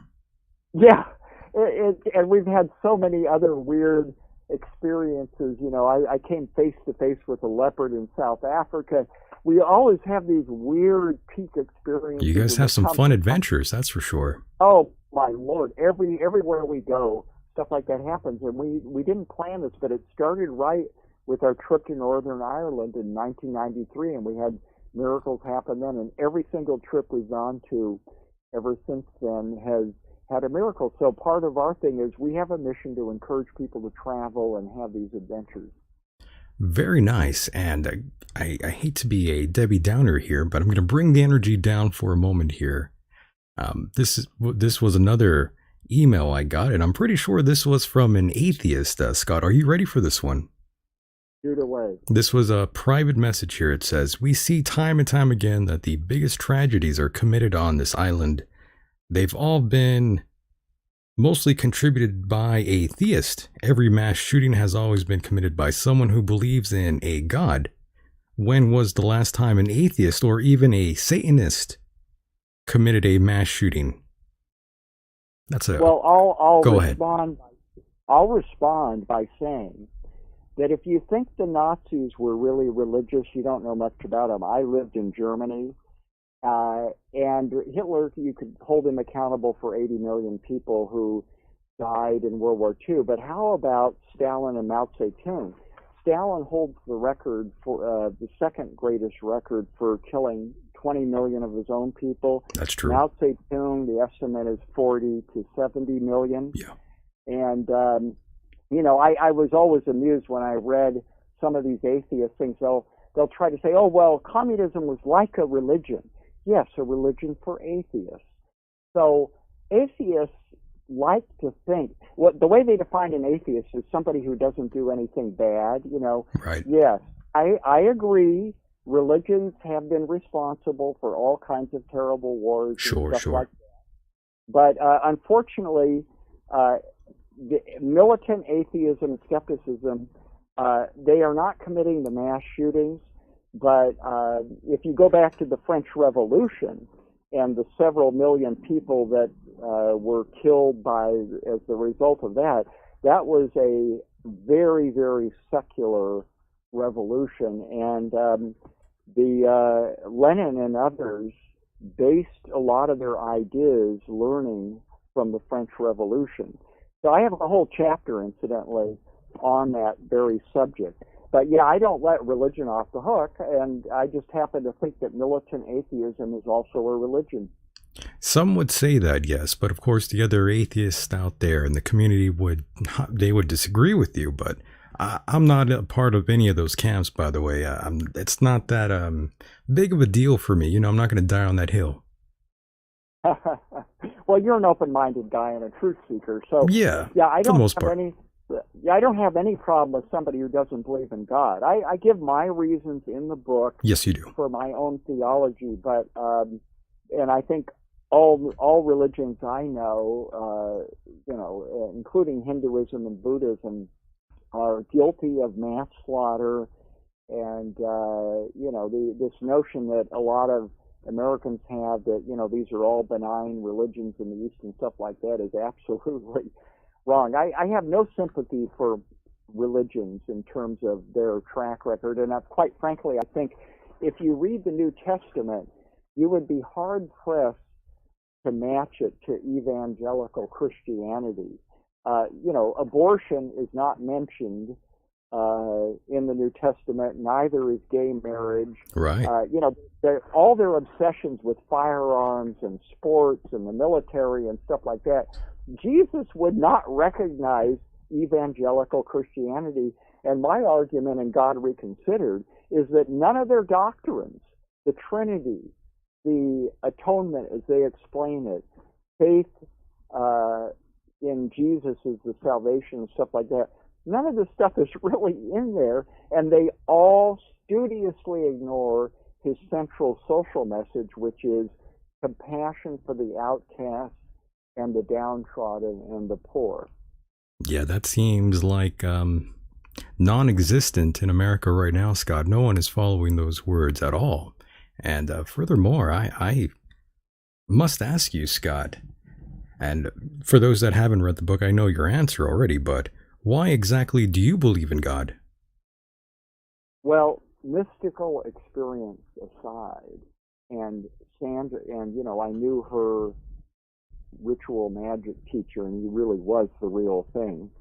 And all my tests of Uri Geller and James Van Praagh and all these other psychics that James Randi and Michael Shermer and others will tell you aren't real. Sandra and I had an assignment to test them. So we know from the few very psychics that we know and have tested that there's a supernatural world. I explain in the book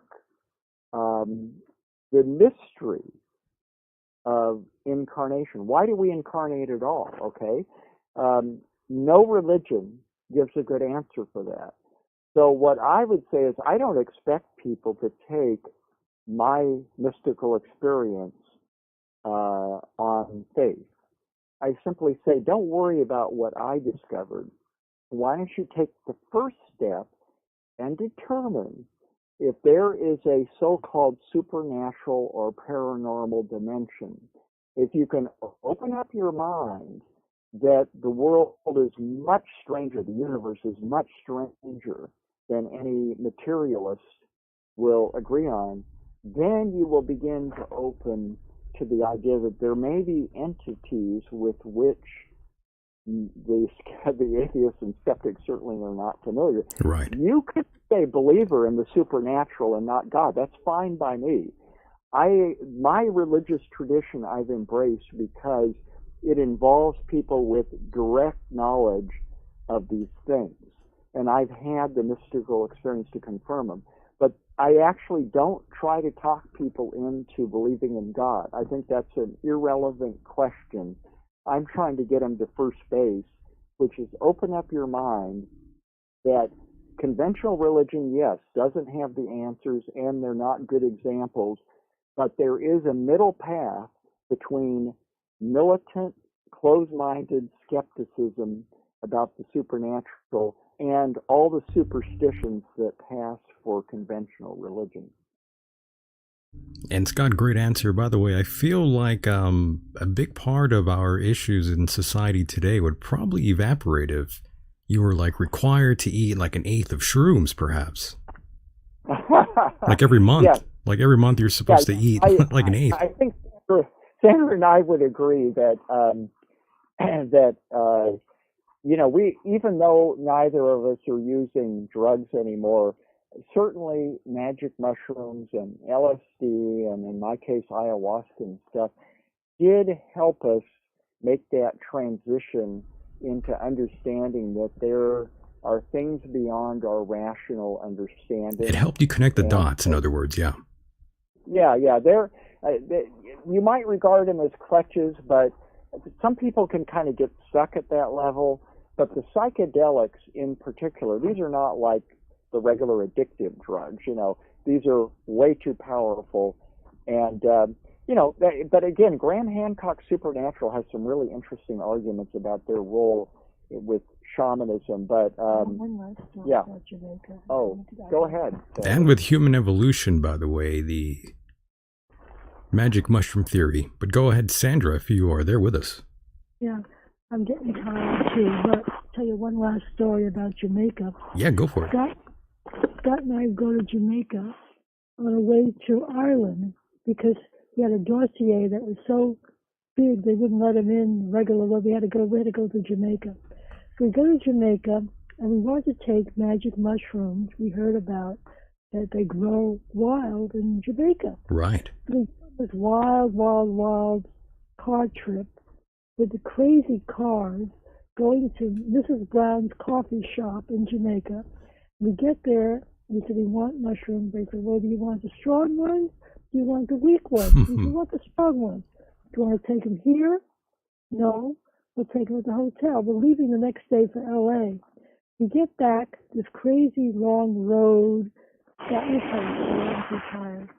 Yeah, so the bottom line is we went on this terrifying hour-long ride around curves. Sandra just got under the seat and hid. She couldn't stand it, and but that's what it took to get to Mrs. Brown's. So we come back to the hotel, and we have this very, very powerful mushroom trip, and we start laughing. We thought, you know something?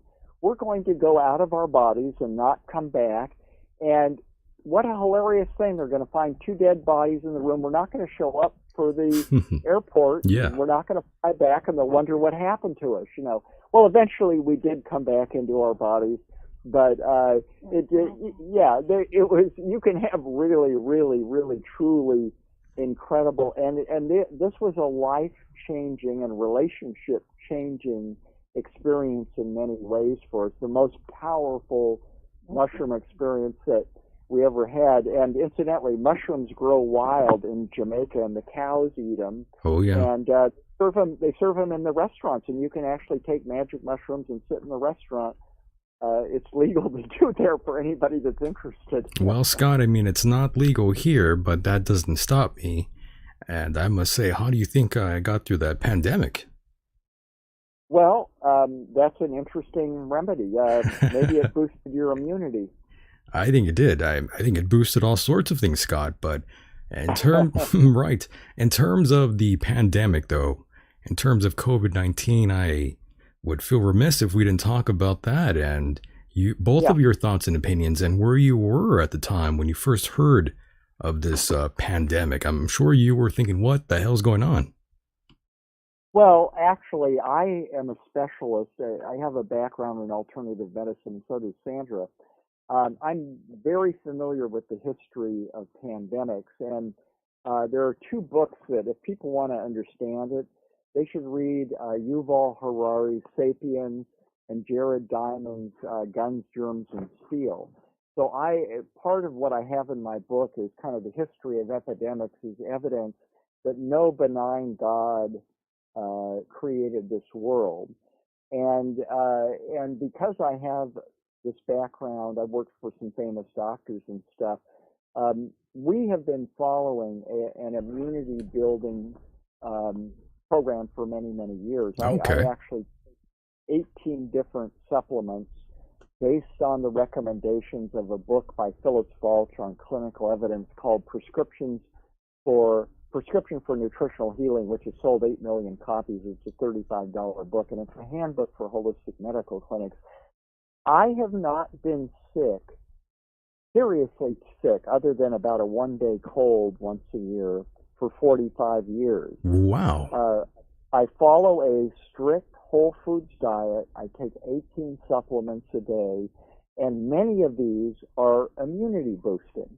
And the bottom line is, we had, Sandra can tell you about the clinic in Mexico where she took her mother, but we have worked with many integrative medical doctors, which is the fancy new term for doctors that, yes, they use drugs and surgery, but they also use acupuncture and herbs and nutrition, homeopathy. This is the kind of preventive medicine that is practiced in Germany, where I live, and Japan. Every other country in the world practices integrative preventive medicine, and as a result, we are number 30 in the world in our health outcomes, even though we spend twice as much on average per capita, because we don't practice preventive medicine. And so the bottom line is, you can build up your immune system so that you can survive. My concern, I'm still working in this industry, and I'm a nutrition consultant, my day job, at a chain of stores. And I wasn't worried about COVID. I was worried about getting the flu and cold. And so we were practicing hand sanitizing long ago, and I take the supplements. And so the key is to build up your immune system. But the problem is, the average American eats 100 pounds of sugar a year, and sugar has been scientifically proven way back in the 1940s to cause cancer. It has all kinds of negative impact on people, and if we're wondering why we have a plague of diabetes and prediabetes, it's largely because of that. So I've worked with many integrative medical doctors. Sandra, why don't you tell them about the record of the hospital that you took your mother to in Mexico? My mother was diagnosed with a tumor in her bladder. I said, "Mom, believe me, it's a cancer tumor. It's not a tumor. They're going to take out your bladder, put you in a wheelchair with a bag with urine in your hand. Do you want to go get the operation, or do you want to come to Mexico, where Scott and I have a record? We're working with Dr. Dunspot. It's a clinic right over the border in Tijuana. Very successful chiropractor. Over in TJ, yeah. So she said, "I'm going to go with you. It's going to cost you $13,000. I'll spend 2 weeks with you." Scott took us over there, and they gave her every avant-garde treatment available in the world. And in 3 weeks, 2 or 3 weeks, I think he said 3 weeks, she did quite well with the treatment. On the way coming home on the train, Scott was going to pick us up.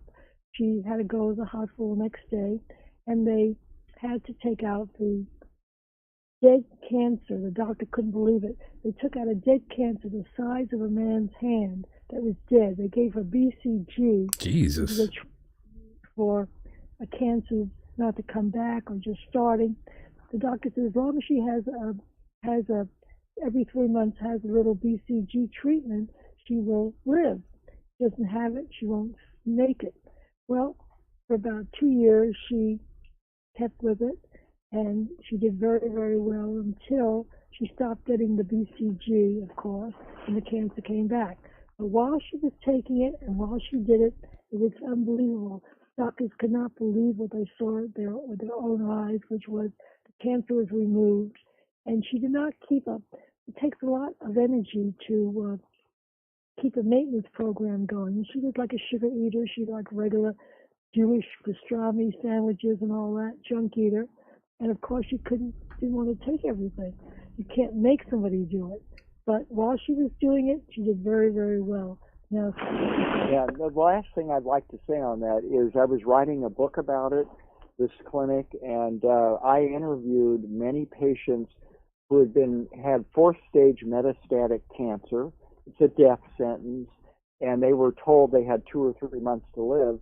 And when we were down there, they had been to this clinic 10 or 15 years before, and they were still in remission because it used 100 different clinically proven treatments from other countries. And we ended up not publishing the book because this doctor who lived in San Diego was so persecuted. Yeah. He said, just to give you an example, some federal agency spent 2 years going through his garbage trying to find insurance fraud. They couldn't prove it, but they were putting pressure on the Mexican government to close his clinic. He finally sold it to the Mexican doctors. He said, listen, if I come out with the book, they're really going to come down on me because the medical establishment is not in favor of integrative medicine. Now, fortunately, today in the U.S., this is some years later, this is in 2000, this is around the year 2000 or so when we were down there. But today, there's a lot more open-minded stuff. I mean, almost every hospital now has an integrative medical unit. The evidence is overwhelming, but doctors get virtually no education. My brother, the internist, had one course, 1 semester in nutrition, can't remember anything about it.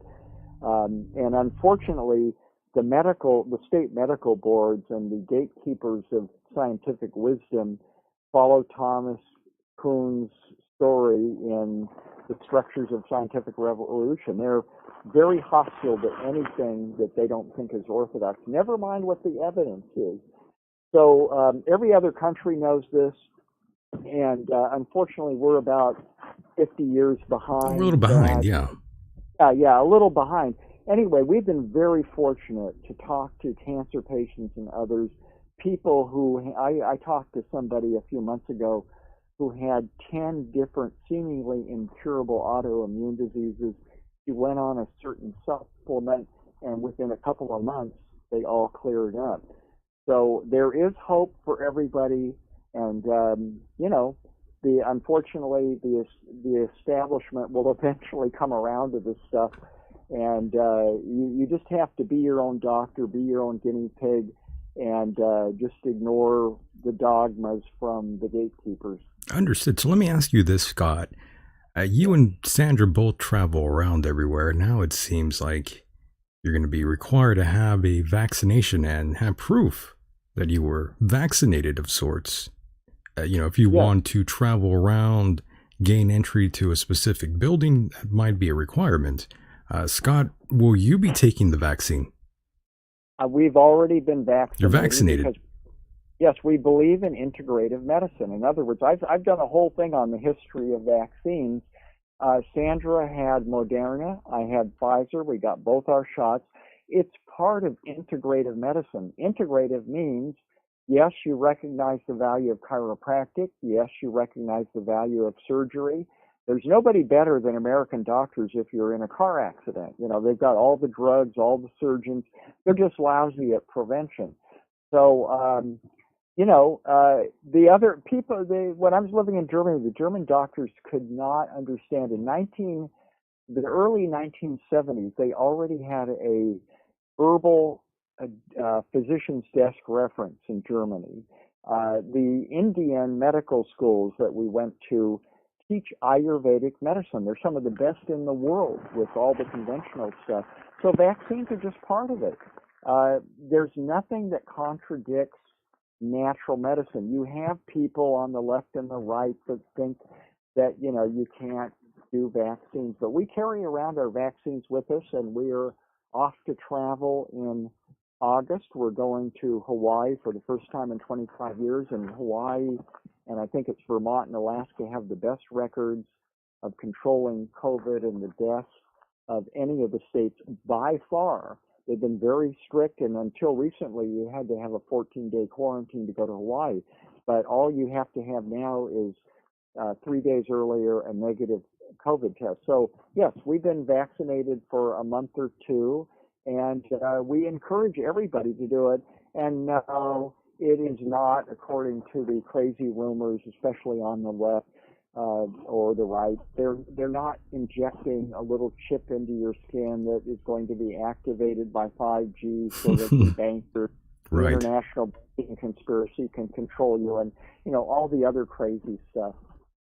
Yes, I didn't expect anyone to actually believe that sort of thing, but there are people that do believe that there's some sort of chip being inserted in you when you take the vaccine. I don't believe that. I don't subscribe to that nonsense at all. But well, where that started, the rumor started because in Africa, they needed to figure out whether people had been vaccinated or not, and language barriers and so forth. So they put a little plain old tiny little chip in to indicate who had been vaccinated. It's not something that is activated by 5G. This is another one of these QAnon things. People are otherwise intelligent people are totally gullible, and I mean on the right and on the left. All the people who think Obama was born in Africa, that 9/11 was a Pentagon scheme. We have a very good friend of ours who believes there was no moon landing. We happen to know Buzz Aldrin, so we know otherwise. But the number of people on the far left and the far right who fall for these rumor-mongering, unscientific, crazy conspiracy theories, they're incurable. And it's about 10% of the population on either side. And so the bottom line is, because people have become less discriminating online about what they believe, and because of the manipulation, especially by the Russians, of American gullibility, and because of the attention span of Americans who don't read anything. There's that ADD again, Scott. Yeah, and somebody once said Americans are illiterate. They could read if they wanted to. They don't want to. Their attention span's about 280 characters, So they have no ability to understand critical thinking and how to separate truth from fact. But their willingness to fall into the National Enquirer standard for the truth is just another example of the deterioration of American culture. So, yeah, you can't do much with them. We've tried. I don't bother arguing with my friends who subscribe to these conspiracy theories, because there are underlying reasons why they want to believe these things. So you definitely don't entertain any of your friends with their conspiracy theories, in other words. You don't even listen to the madness, in other words.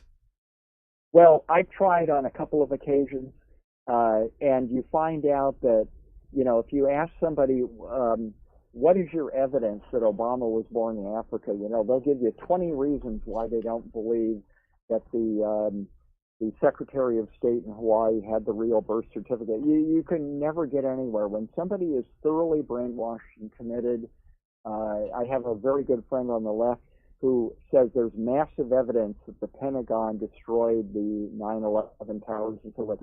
You're wasting your time with the far left and the far right, So I fortunately, as a business journalist, I'm trained in critical thinking. You can't talk to Richard Branson or Mark Cuban unless you really know your stuff and have thought through things. And so, I've got a pretty good ability, and I tried to apply that critical thinking from a kind of pragmatic business mundane standpoint to analyzing the supernatural. So that's kind of the take that I take to God Reconsidered. And, not everybody's going to agree with me, but I try to pursue the logic. And sometimes the logic takes you to very strange places, like quantum physics. Right. As you mentioned earlier, right in the beginning of this interview, and, you brought in sort of politics here, and that's not a bad thing. But now I'm sort of curious what your thoughts were on Donald Trump and his run. Oh, it's very simple. I was for many years the presidential historian for a major newspaper. I would read all the biographies, interview all the historians, conservative and liberal, on the great presidents. So I have a pretty good background in the greatest scholarship. And there's a conservative scholar named Alvin Felsenberg who wrote The Leaders We Deserve, which is by far the best, most objective ranking of the president. And I had a meeting with him when he spoke out at the Nixon Library. And he said every historian that he knows thinks Trump will be rated forever as the worst president. I mean, I've thoroughly researched him. There's no question, no matter what the conservative so-called media say. Brian Stelter wrote this book called Hoax, which is about how Rupert Murdoch wanted to make a lot of money off Fox, and they live in an alternative reality. I am, for the record, a moderate Democrat, which means everybody hates me. I'm in disagreement with the far left. I don't think they're practical at all. I don't think either of the extremes understand how democracy works. Democracy means you have to make progress by compromise. It's unfortunate. You have to persuade people that you're right.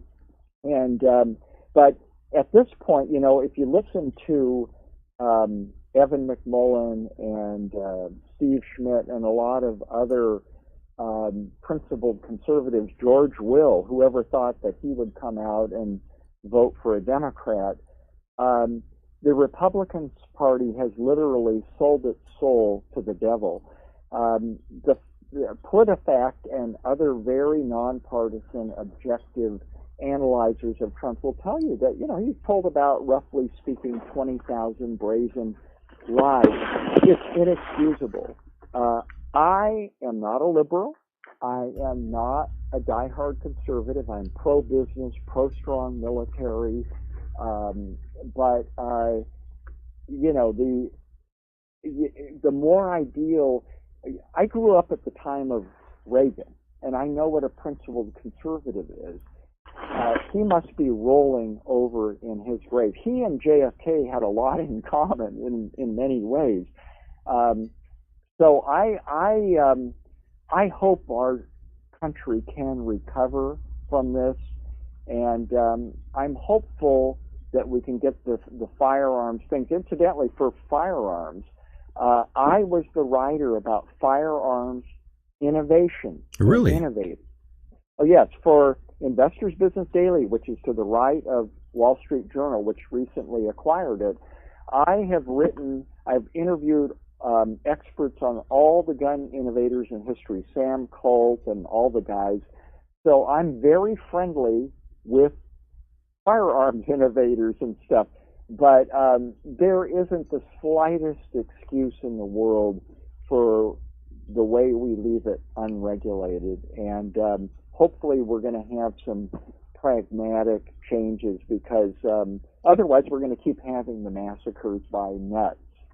And anyway, we'll see what happens. But I am hopeful. I am You're hopeful. positive Yeah. about the future of our country, and I think we will recover. Understood. And before we jump off the subject and we shut it down here, what are your thoughts on, let's say, the current president, Joe Biden? What are your thoughts and opinions on his current run so far? Here we are 4 months in. I would recommend that people read the op-ed page of the New York Times. Contrary to the Fox propaganda, the New York Times is very well fact-checked. You can get a digital version of it very, very cheaply. They have some of the best op-ed writers in the world. Tom Friedman, who is a centrist, writes these brilliant columns on economics and global politics and other things. And he and David Broder, who's a moderate conservative, have written a lot of great columns about how everybody is astonished by how Biden has been transformed from kind of a bumbler when he was running for president previously. And he has the makings, it looks, of a great pragmatist and a bold thinker.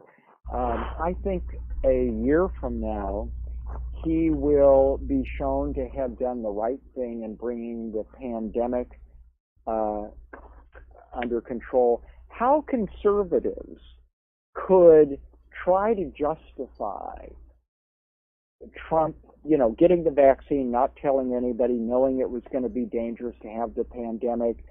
They brought up Hillary Clinton on charges that she murdered 4 people in Benghazi at the 10 hearings on that, but they let Trump totally off the hook. There is no question, incidentally, I've listened to and read a bunch of books on this subject, that Putin and his cronies tried twice to help Trump, and they succeeded once and they failed the second time.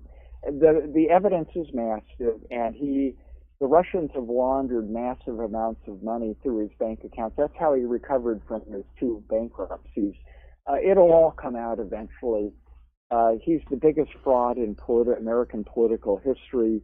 And unfortunately, you've got about 40% of the public that is brainwashed. And I blame it on the Electoral College, which is an 18th century mechanism to keep us from mob rule, supposedly. It's outlived its usefulness. Its biggest problem is that it's majority rule. Whoever gets 51% of the vote gets all the Electoral College votes. It's not mandated in the Constitution, but that's the way it works for all but Maine and Nebraska. And what that means is that the political minority in each state has its vote taken away and awarded to the winner. So that really needs to be reformed. It's not democratic. The Supreme Court and the Constitution say one person, one vote. Right now, we don't have that. We don't have democracy. Understood. And what do you make of his son Hunter Biden and all those allegations between his dealings with China and the Ukraine? Irrelevant. It doesn't matter. You don't really care. It's irrelevant. He doesn't have a position of power. I know that phony giveaway by the Chinese cult newspaper, tries to stir up stuff about that. They don't seem very concerned about all of Trump's doings with the Russians and everything like that. I mean, they love to distract with Benghazi and Hunter Biden, all that kind of nonsense, and they show no interest in the fact that Trump is the biggest liar in history. Again, I say this as a political centrist. The Republican Party has become totally corrupt. That's why George Will and Steve Schmidt and Evan McMullen and others left the party. Eventually, it will recover. But right now, it's in the grip of QAnon. Anybody who thinks that as many conservatives, most recently the lieutenant governor of Georgia, have admitted, and Mitch McConnell admitted, Trump caused the January 6th riot that took over the Capitol. The leaders are on record, now they're trying to backpedal. But the Republican Party has become hopeless. So, principled conservatives supported Biden as the least of the evil, shall we say, for people who don't agree with him. Time will tell whether his moves are correct, but the thing he's doing right is he's going to get the pandemic under control. Unfortunately, these cowboy mentality types who think that if you wear a mask, you've lost all your liberty. Yeah, they're in right, buddy, and it might continue to go on. Hopefully that and the variants, don't cause us. But I think Biden's doing everything necessary. But their answer is, but what about Hunter Biden? How about the 500,000 people that Trump effectively killed? You're not concerned about that? No, it's Hunter Biden. It's just absolutely. I think it really depends on who you talk to. Sometimes certain people will lean either left or right. So, if it's someone that they like, they're going to defend them tooth and nail. I mean, there's someone right now in the chat room, Dave Paxton, who says, well, Michael brought out an anti-Trumper. But the thing is, this guy's been listening to my show, I don't know for how many years now, and he still hasn't come to the realization that I don't like any politician. I don't like anyone on the left. I don't like anyone on the right. So, I mean, I could sit here and listen to you trash these people because I'm not emotionally attached to any of them. They don't care about me, and I don't care about them. Go ahead, sorry. Yeah, but Michael, yes. Not all leaders are equal. You cannot. Well, that's true. Sorta, kinda. No. You have to have a leader in democracy.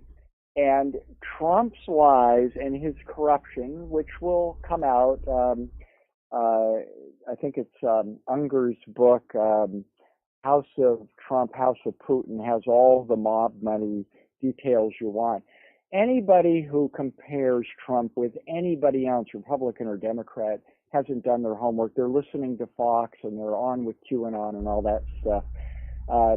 I'm not going to give them the time of day. George Will and Steve Smith and David Broder and other principled conservatives agree with me.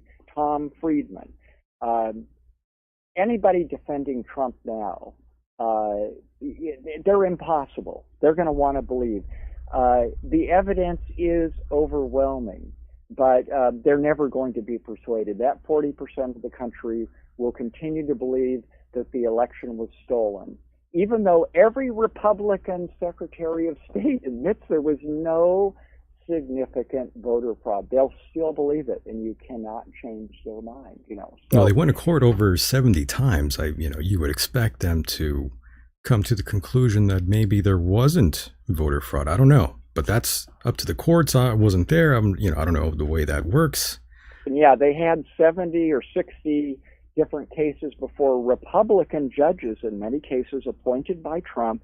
The Republican secretaries of state all affirmed there was no significant voter fraud. This is not going to persuade him any more than the Secretary of State of Hawaii releasing Obama's birth information. They are convinced, and I do think that it's not very subtle racism, that Obama was born in Africa. You cannot convince these people. I know the history of the South very well. I'm an authority on the Civil War. We've been to Richmond and Atlanta and the Civil War museums. I've interviewed Ron Chernow and many of the great Civil War historians. I was writing a book on the alternative history of the Civil War, the things that people don't know about. And it was a centrist book that I was going to write with a friend, my best friend, my editor at one time, who is a diehard Trump supporter. So we were going to present the things that people don't know about the Civil War, but I know the history of the South and the lynching and the Jim Crow laws. Anybody who thinks that what's going on with all these 47 or 43 states or whatever it is, with their changes in the voter things, doesn't know the history of Jim Crow. It's voter suppression And that's my number one beef against the Republican Party. Understood. Fair enough. And by the way, you mentioned Trump and COVID, and that's one of the things that I did have a big issue with everything, really. The fact that it was sort of downplayed and suppressed, that sort of thing. Everyone sort of knew, but they didn't really tell the public. I've always felt that President Trump was known and loved and revered for his transparency. But then you get that phone call and you hear that he played it down. I don't really like that. It kind of bothered me there. Yeah, well, he's the one that admitted that he knew in advance. Everybody else was guessing because nobody had been through a modern pandemic like this. And it was inconceivable that people would not take the precautions they took during the 1980 epidemic, which killed about 75 million people worldwide. Wearing masks and things like that. They didn't quite have the same cowboy mentality back then. They didn't have vaccines and they didn't know what to do other than trying to protect themselves. But I do think there could be a link between the quantity of vaccines given children very early and autism. I'm a dissenter from the scientific so-called consensus on that. I've seen evidence otherwise, but the notion that all vaccines are poison and we shouldn't be vaccinated and you don't need to wear a mask and all this kind of stuff, I think these anti-vaxxers in the case of this pandemic have made a fatal mistake. Yeah. And they are responsible. Trump and all the people who listened to him when he played it down. The scientists didn't play it down. The mistake everybody made, the experts made, is they didn't focus on the nursing homes, which are about 25% of the deaths. If they had focused on them right from the start, it wouldn't be nearly as deadly as it has. But I blame all the skeptics for not being strict. We could have whipped this pandemic months and months and months ago and saved hundreds of thousands of lives if people had been cooperative. So I've been on the front line because I deal with people all the time as a nutrition consultant who are skeptics about this stuff, and there was a report today, 40% of Marines have kind of rejected vaccination. It's insane. I think eventually people will realize the vaccines are safe, and that's about all that I want to say about it. And you can build up, no contradiction, building up your immunity. That's a good thing for every reason. Understood. And Scott and Sandra, I do want to thank both of you for being a part of the program. I had a great time here. I'm not sure about you, but I had fun. I could easily talk to you guys for another hour here, but time, yes, thank you so much. Time is not on our sides here tonight, but I do want to thank both of you for spending your time with us. It was a great time. Scott and Sandra, I would love to leave you with any parting words here. Sandra, go ahead if you have any final words to convey. Go ahead. I don't think I've ever had such a lively discussion. I think you've been wonderful. It's nice to have somebody who's so receptive to our thinking and our lifestyle. We both really appreciate it very, very much. I know Scott does, and I do too. So thank you again very much. And I would tell people, listen to the show, because Michael really does have an open, objective mind. He tries to treat differing points of view fairly. It's a great forum, Michael. Thank you. Thank you so much. The check will be in the mail, sir. Yes, I'm glad you said that, or else you two will be dead by the morning. Well, yes, once again, thank you so much. We will do this again on the other side. Would love to do a part 2 with you guys. We'll do it when the time is right. You got it, brother. Thank you so much. We will talk again. Great. Bye-bye. Thanks, Michael. Good night. And there he goes, boys and girls. That was Mr. Scott Smith and Sandra Wells. A great pair there. Some of you in the chat did not like him and her. It went a little south once we brought up, your favorite people in suits. Yeah. Yeah, we lost you once we started going there, right? Yeah. Oh, well. Before I drift off here tonight, boys and girls, I do want to thank all of you for being here with me. It was a good one. I enjoyed that one. I know Oscar did not like that one at all. He hated him. He wants Scott Smith dead. That's okay. That's okay. You might, you're going to come across people like that sometimes. You're not going to like them. Some people are not going to like me, but that's fine too. Once again, I do want to thank all of you for being a part of the program. Yes, Dr. Strangelove, Cave Coon. That's a very, very PC name there. We got Oscar Zero, we have Lilith, we have Brooke in there, we have Melissa in there, we have Plunky the Clown in there. And shout out to Renee, who was here for a moment. He did donate, and I believe he did take the vaccine, and he has not turned into a zombie just yet. That comes after they turn on the 5G. That's when everyone becomes a zombie. Allegedly. I'm not sure if that's true, but, they say if you get the vaccine, you're going to turn into a zombie once they turn that on. I mean, I'm not sure if that's true. I think that might be a lie. And you are welcome, Dave, yes. And before I close off here tonight, I'm seeing the Let Us Pray by Lilith. Yeah, it is that time to pray. I think we have to find something here. Yeah, let's play this here for you guys. Wherever I go, God rules. When I walk on White House grounds, God walks on White House grounds. I had every right and authority to declare the White House as holy ground because I was standing there, and where I stand is holy.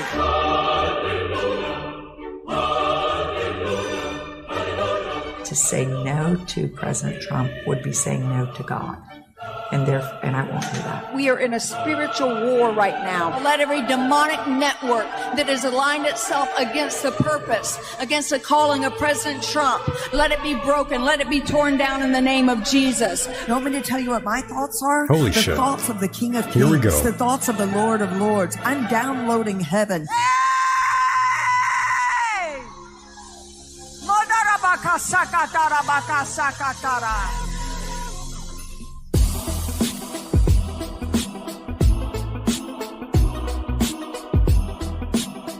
I kind of know I'm a little bit cute, all right? I am Paula, who is pretty. Well, maybe I'm not going to be pretty when I'm 90 years old. Here's this former messed up Mississippi girl, lived in a trailer that they called trailer trash. Daddy committed suicide, got pregnant out of wedlock, been married, been divorced, not just once, twice. People go, well, how'd you become the spiritual advisor of the president? We'll get to that later. It's all in there. Michael Jackson, Kid Rock, the president, it's all in there, all right? Thank you, Paula. What a great job you do. The evangelicals.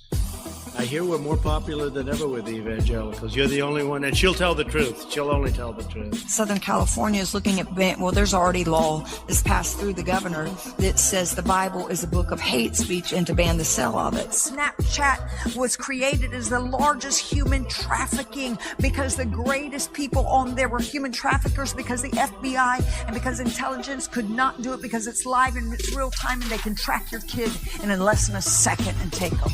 There's a Department of Treasury in heaven that God is watching over everything you do, and you are storing up eternal treasure that will go so far beyond, I think, that we can even begin to imagine. So you need to send in $3,500. My God, yes. Thank you, Paula White, for that. That's what it was. A car crash. And Oscar, yes, I did see your question about circumcision. I'm not sure if Sandra would have answered that one, but yes, next time I will ask that question. I think it's a very important question. Circumcision, yes.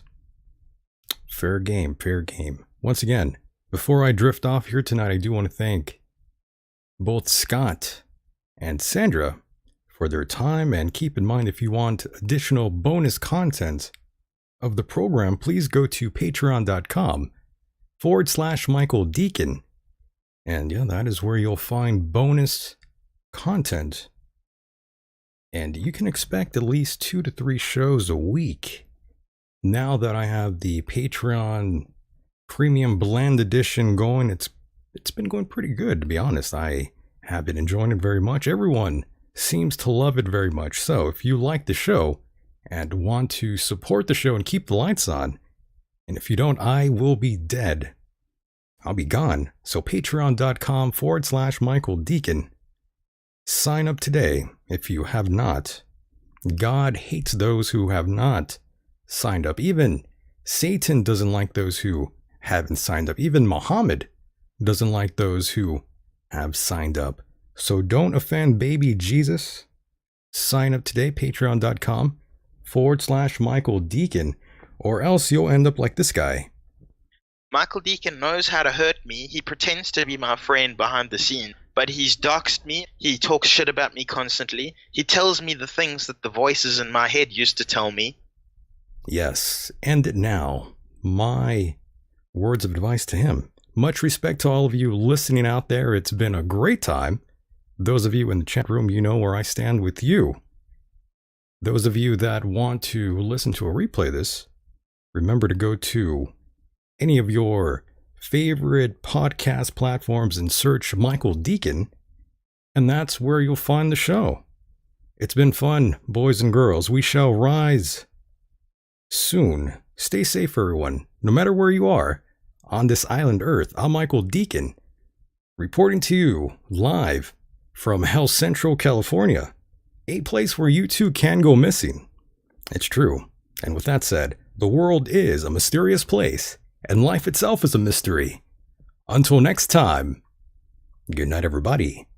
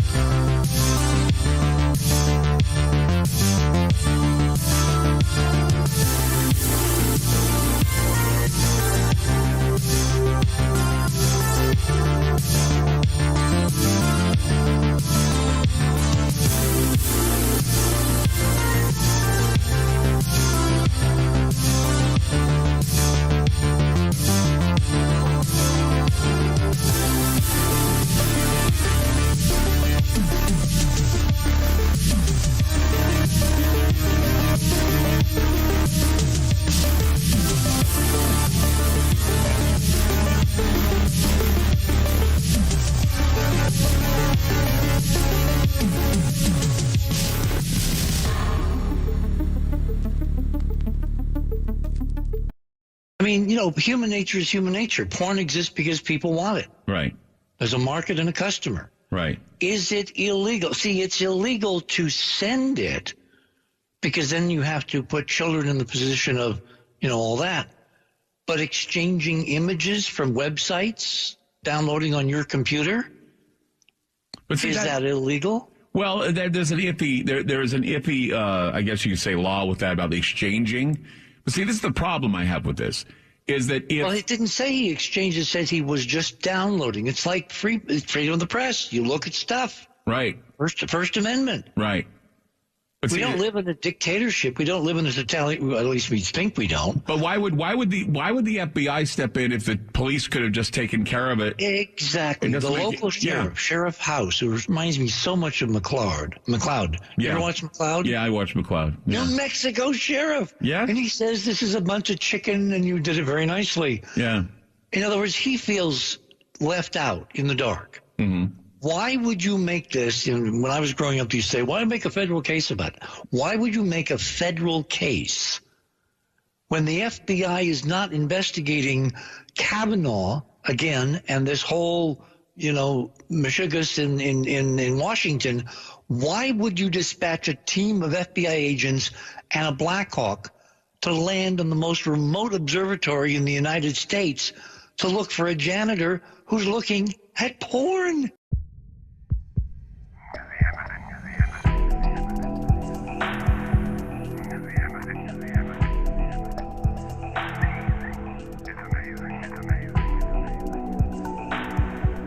It's amazing. It's amazing. The Michael Decon program. Is the embassy.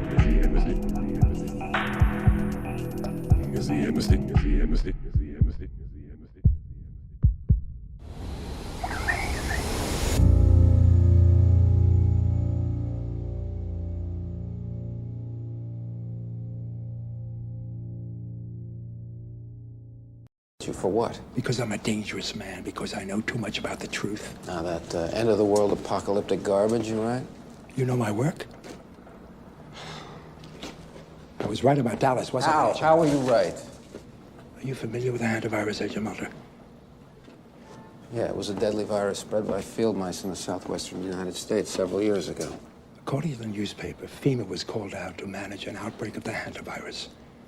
Are you familiar with what the Federal Emergency Management Agency's real power is? FEMA allows the White House to suspend constitutional government upon declaration of a national emergency. Think about that. What is an agency with such broad sweeping power doing managing a small viral outbreak in suburban Texas? You're saying it wasn't such a small outbreak? No. I'm saying it wasn't the hantavirus. Well, what was it?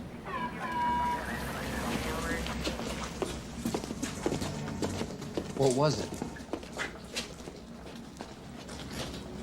When we were young men in the military, your father and I were recruited for a project. They told us it was biological warfare, a virus. What killed those men? What killed them, I won't even write about. We have no context for what killed those men, or any appreciation of the scale at which it'll be unleashed in the future. A plague? A plague to end all plagues, Agent Mulder. A silent weapon for a quiet war. The systematic release of an indiscriminate organism for which the men who will bring it on still have no cure.